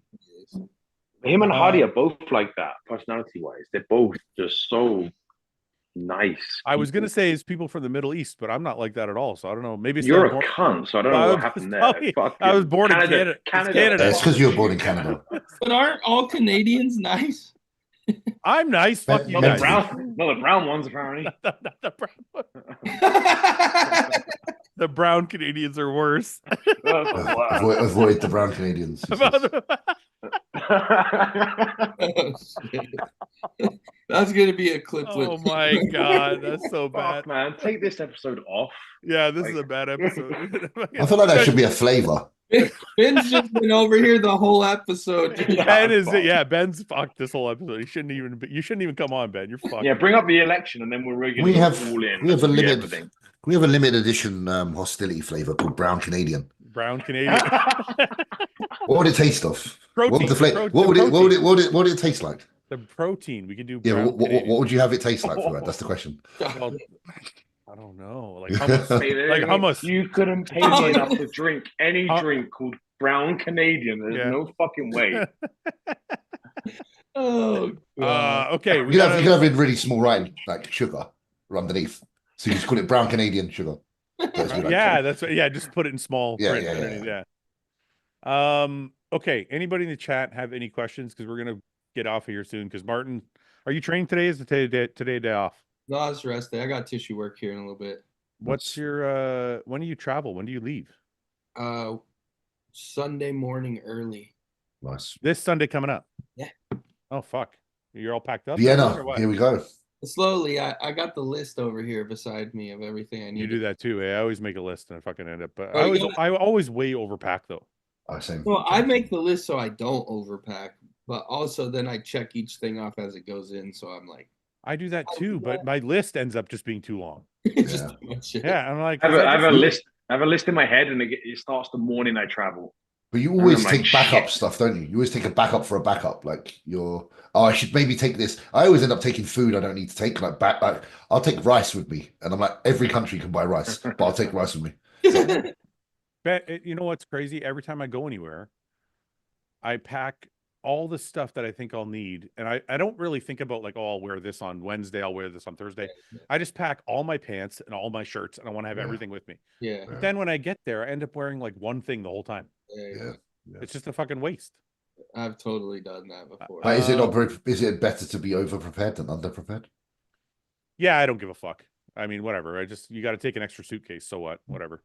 I mean, That drives me mad. It probably sucks worse when you're competing because you got to bring a food bag and it's like you already have a whole bunch of stuff. But I'm not competing anymore, so I don't carry like a food bag with me and shit. It's so funny how much smaller my luggage is. Yeah, now I don't compete to when I did. It's crazy. Right. Must be lovely just to get a rucksack and go. I can't wait to be like James. Guys, I am telling you, the greatest fucking thing ever about retiring was being able to leave the house without food.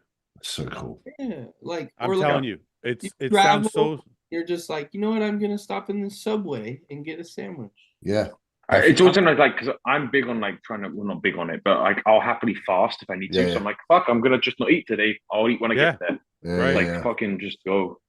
I got it, but listen, at the same time, it's insane because my favorite thing in the world is being like, you know what? I'm gonna go ride my motorcycle for 5 hours and I'm not gonna eat while I do that because I don't give a fuck. Yeah. But at the same time, there are days where I wake up and go, I miss having a fucking schedule. So you're just never happy. Life is always fucking shit. Well, but then you know what? It's because someone said this to me the other day. You know when you think of something and you miss it. Yeah. You remember the memory. You don't remember. So yeah. Right. It's weird. It's like the ex-girlfriend that is like amazing at. Well, I'm not going to say this anymore. Blow it off. I don't want to fall in the same trap as Ben, but she's the best upside down blowjobber you've ever met. Have you ever done that? Yeah, I love that. I've never done an upside down blowjob. And you have to have the head off the end of the bed. Oh, I've done that. I thought you meant like you picked her up and she sucked your dick while you were holding her in the air. Fuck's sake. That's a bit extreme. Yeah, it sounds like a lot of effort, man. It's hard work. It's like, I'd get tired quick. Fucking hell. That would be cool, but you might as well just wank. Well, I'm not saying it's easy. That's what I pictured in my head. I'm like, sorry, ladies. Any ladies watching? James is carrying people around over here. I don't fucking know. Well, might try that later. So you've never done that? No, that's like some next level. You got to have a quite light person. They need to be quite. Yeah. No, not necessarily. So what you're saying is Yannick. I'm not that strong. She's too fucking fat for me to do that. Sorry, Yannick. Sorry, love. Martin, upside down blowjobs? I haven't done that one. Ben? Someone's doing it tonight. Ben, James's version or the backpack? No, the backpack. Not that version. That version's not upside down. Yeah, I think it's like briefly, and then I was like, "This isn't working for me." My arms are getting tired. Yeah, it's like the shower thing as well. I'm like, yeah, let's bang in the shower, and then after like 2 minutes, I'm like, can we just fucking get out of here, dry off, and carry on? How is wait, Fouad, how is the bedway not upside down though? Technically speaking. Well, it's upside down, but it's not really upside down. You're like literal vertical blowjob, suspended from the ceiling by a swing, blowing you off at the same time. Yeah, vampire blowjob. I have a wild imagination, James. I'm gonna go on porn later. I don't even watch porn, but I'm going on porn later looking for that. I haven't. You know what? Can I tell you something? I haven't watched porn in like a month. Good man. Me and Ben. Not me and Ben. Me and Paul. Me and Paul. Paul for sure has watched porn. I don't fucking trust him at all. I've been away from the scene for a while. I feel pretty good about myself. Wait, when I brought this up to you when I think I was in Tampa, and I said, "Oh, I don't," and you fucking grilled was when Anton was on. I don't care if anybody watches porn. It was for my own personal benefit. I just thought, you know what? I'm going to see what it's like to avoid porn for a bit. My own sex life is better from not watching porn. Yeah, I can see that for sure. You can like take it out, the frustration. You're not getting visual. You just like let it build up, and then when you got to release it, you release it properly, don't you? James is angry fucking. I love it. That's the only way I like it. James will start an argument just so he can have angry sex after. I get a boner the minute that there's attitude in the room. Every time. Every fucking time. And Yannicka will look at me and she'll go, I know what you're doing. She knows.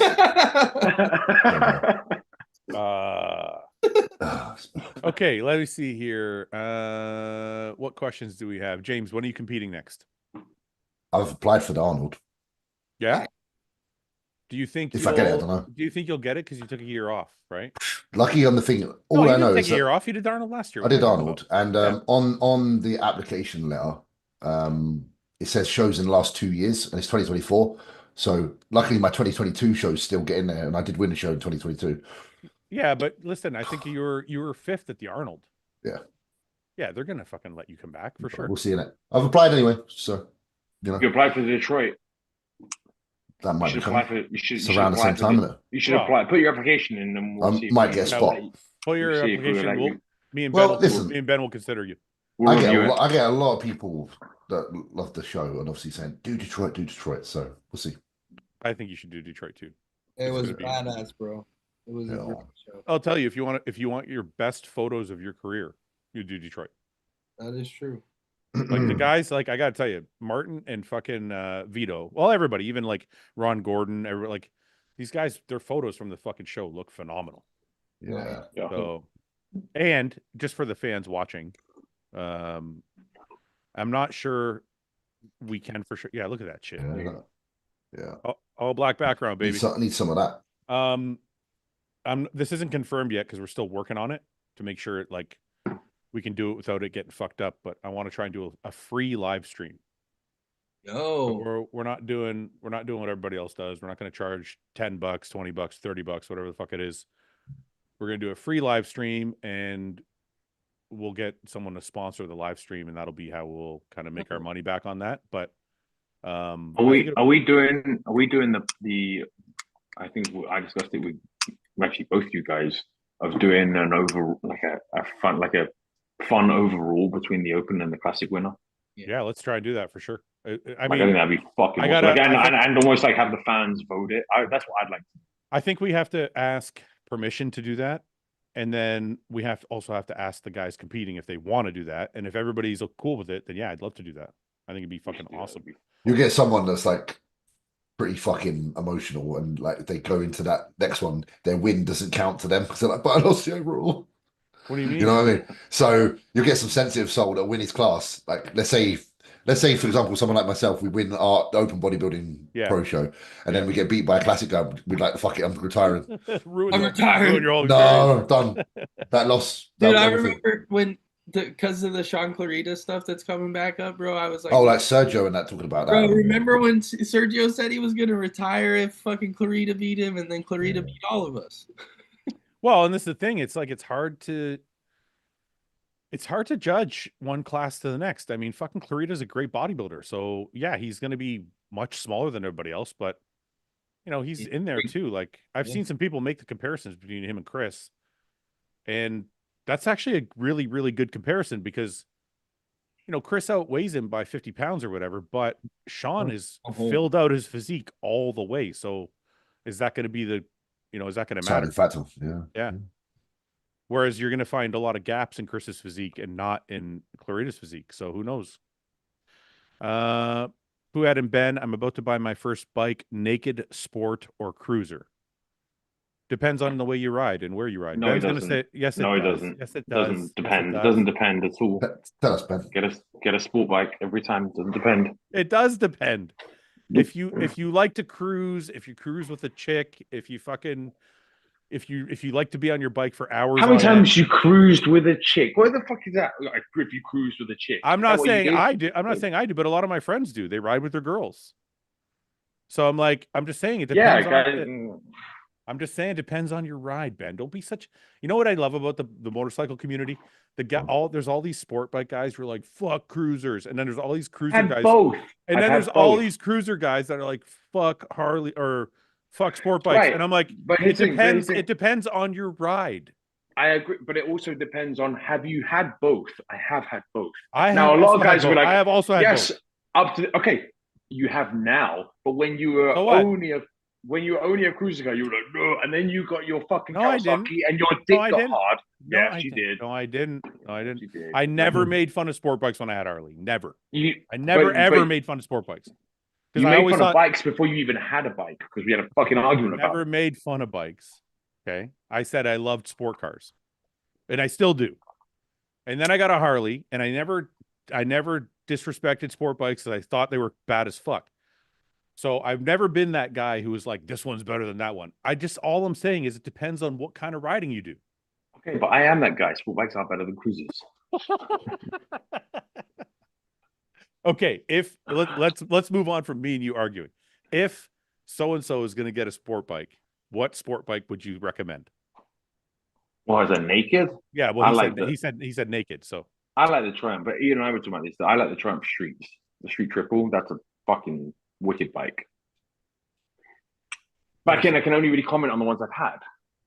Try. I haven't ridden, but I've heard like my buddy's got a KTM. And he's like, he said that thing's the Super Duke is like the fucking weapon. I had a friend of mine. I went riding with my brother and a friend of his, and he's got the KTM Super Duke. Yeah, it's fucking awesome. It's fast. James, it's Barry Pitts. It's got the Super Duke. Okay. So this is a Triumph Street Triple. To me, this is meh. It's all right. No, listen, he's talking about a naked sport bike. Now, I would just get a super bike personally. That's just me, right? I would do this. I would get an S1000RR or if you're gonna get a naked, do the H2. Do the H2 naked. Again, you can say that because I've never ridden one of those. So like you're gonna ride mine when you come down. You'll be my R1 was naked. That was Street Fighter. That's the one I wrecked. That thing was a fucking weapon. Okay, so if get an R1 and Street Fighter it. There you go. What about if you're gonna get a cruiser? Well, I reconsider my life choices. But I was gonna say don't get a cruiser. Save your money, but okay. Martin, are you gonna ride again before you're retired, or are you gonna wait till you're retired? Oh, I'd definitely ride again. I would love to get that was my R1. Oh, you had a naked R1. Nice. Yeah, Street Fighter. Oh, I miss riding bikes, bro. Honestly, I love that kind of stuff. Like even dirt bikes and snow machines. And all that fucking anything with a motor. I love that. James, when are you getting your bike? I rode a ped once. Mate, they're so much fun. Rode a what? A moped once. Oh, a moped. Couldn't control it. So you know the best fun, It's too much. almost the best fun I've ever had was that R1. Yeah. I had to take into the garage to get like work done on it for like 2 days. They gave me a courtesy bike, and it was a 50cc moped. I had so much fucking. I was just like full throttle on that thing. Yeah. Bah, bah. Like it was. I was right around London. I was living in London. It was so much fun. I would kill myself, unfortunately. Y'all keep saying naked sport bike, and all I keep envisioning is Fouad riding a bike naked, and it has really fucked up my morning. Okay. Any other questions before we go? Let me see. Did I miss anything, James? Did you see anything in here? No, but they've been funny today, some of them. Let me see if there's anything else in here. Does the Ben's pack rice stay better?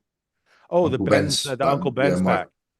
Well, it doesn't, but it's fine. You cook it. You cook it and then eat it. Right? One and done, innit? It's one and done. Yeah, that's actually why I like it. I for sure wouldn't cook one of those and then keep it and then come back to it. Yeah, that's fine. I actually use those more than anything right now because I don't eat a lot of rice. Yes, you don't need. So I don't cook like full steamers of rice anymore. I just leave the Uncle Ben's packs in the cupboard and use them. I'm not. There's an ingredient in those packed rices with rice they oil, use the preservative and rice bran oil as well. Those packed ones, all the pot ones. Yeah, they use a preservative in those, so you gotta be careful because I don't fuck with that. Okay, last question. Yeah. Last question before we go. Fouad, to all the boys, if you could choose one thing for the rest of your life, one thing for the rest of your life can cost only $1. What would it be? You can't get anything for $1 anymore. No, if you could make it anything cost $1, you mean? I feel like he says if there's any one thing that you could change to make it only $1 for the rest of your life, what would it be? No, I think he's saying if there's one thing you could buy that costs $1. Is that? I don't know. Rephrase the question. So in my mind, I'm like, if you could choose one thing that you already buy and make it $1 instead, what would it be for the rest of your life? Gasoline. Growth hormone. Growth hormone. That would be good. $1 growth hormone.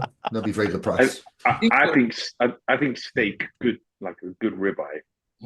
Yeah, that's a good one too. Yeah, mine would be my mortgage.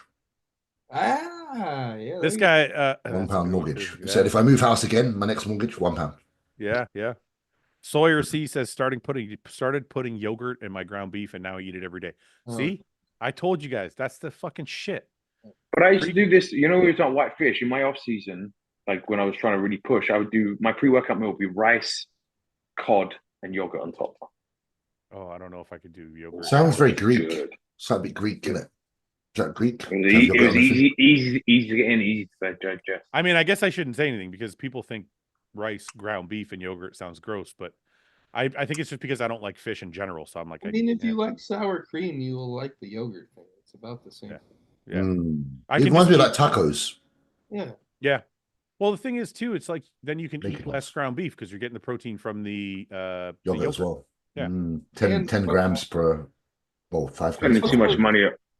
You can buy plain yogurt and flavor it with like seasonings and shit and make it practically taste like whatever. I like the plain. I've got a yogurt problem at the minute. I find yogurt a little bit sour, like a little bit for me. Yeah.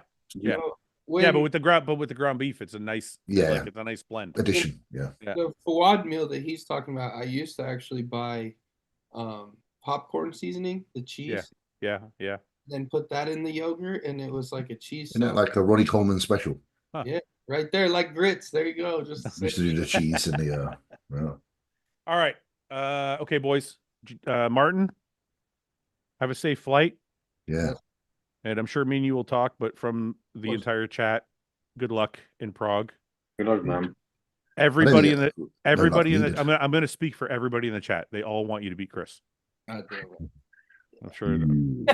There's like 50 people in there like, fuck you. Yeah, they're all like, no, fuck you. I don't agree with that. Okay. James, Ben. Pleasure. Good to see you, boys. Always. Catch you guys next week, maybe. All right. You shall. Okay, boys.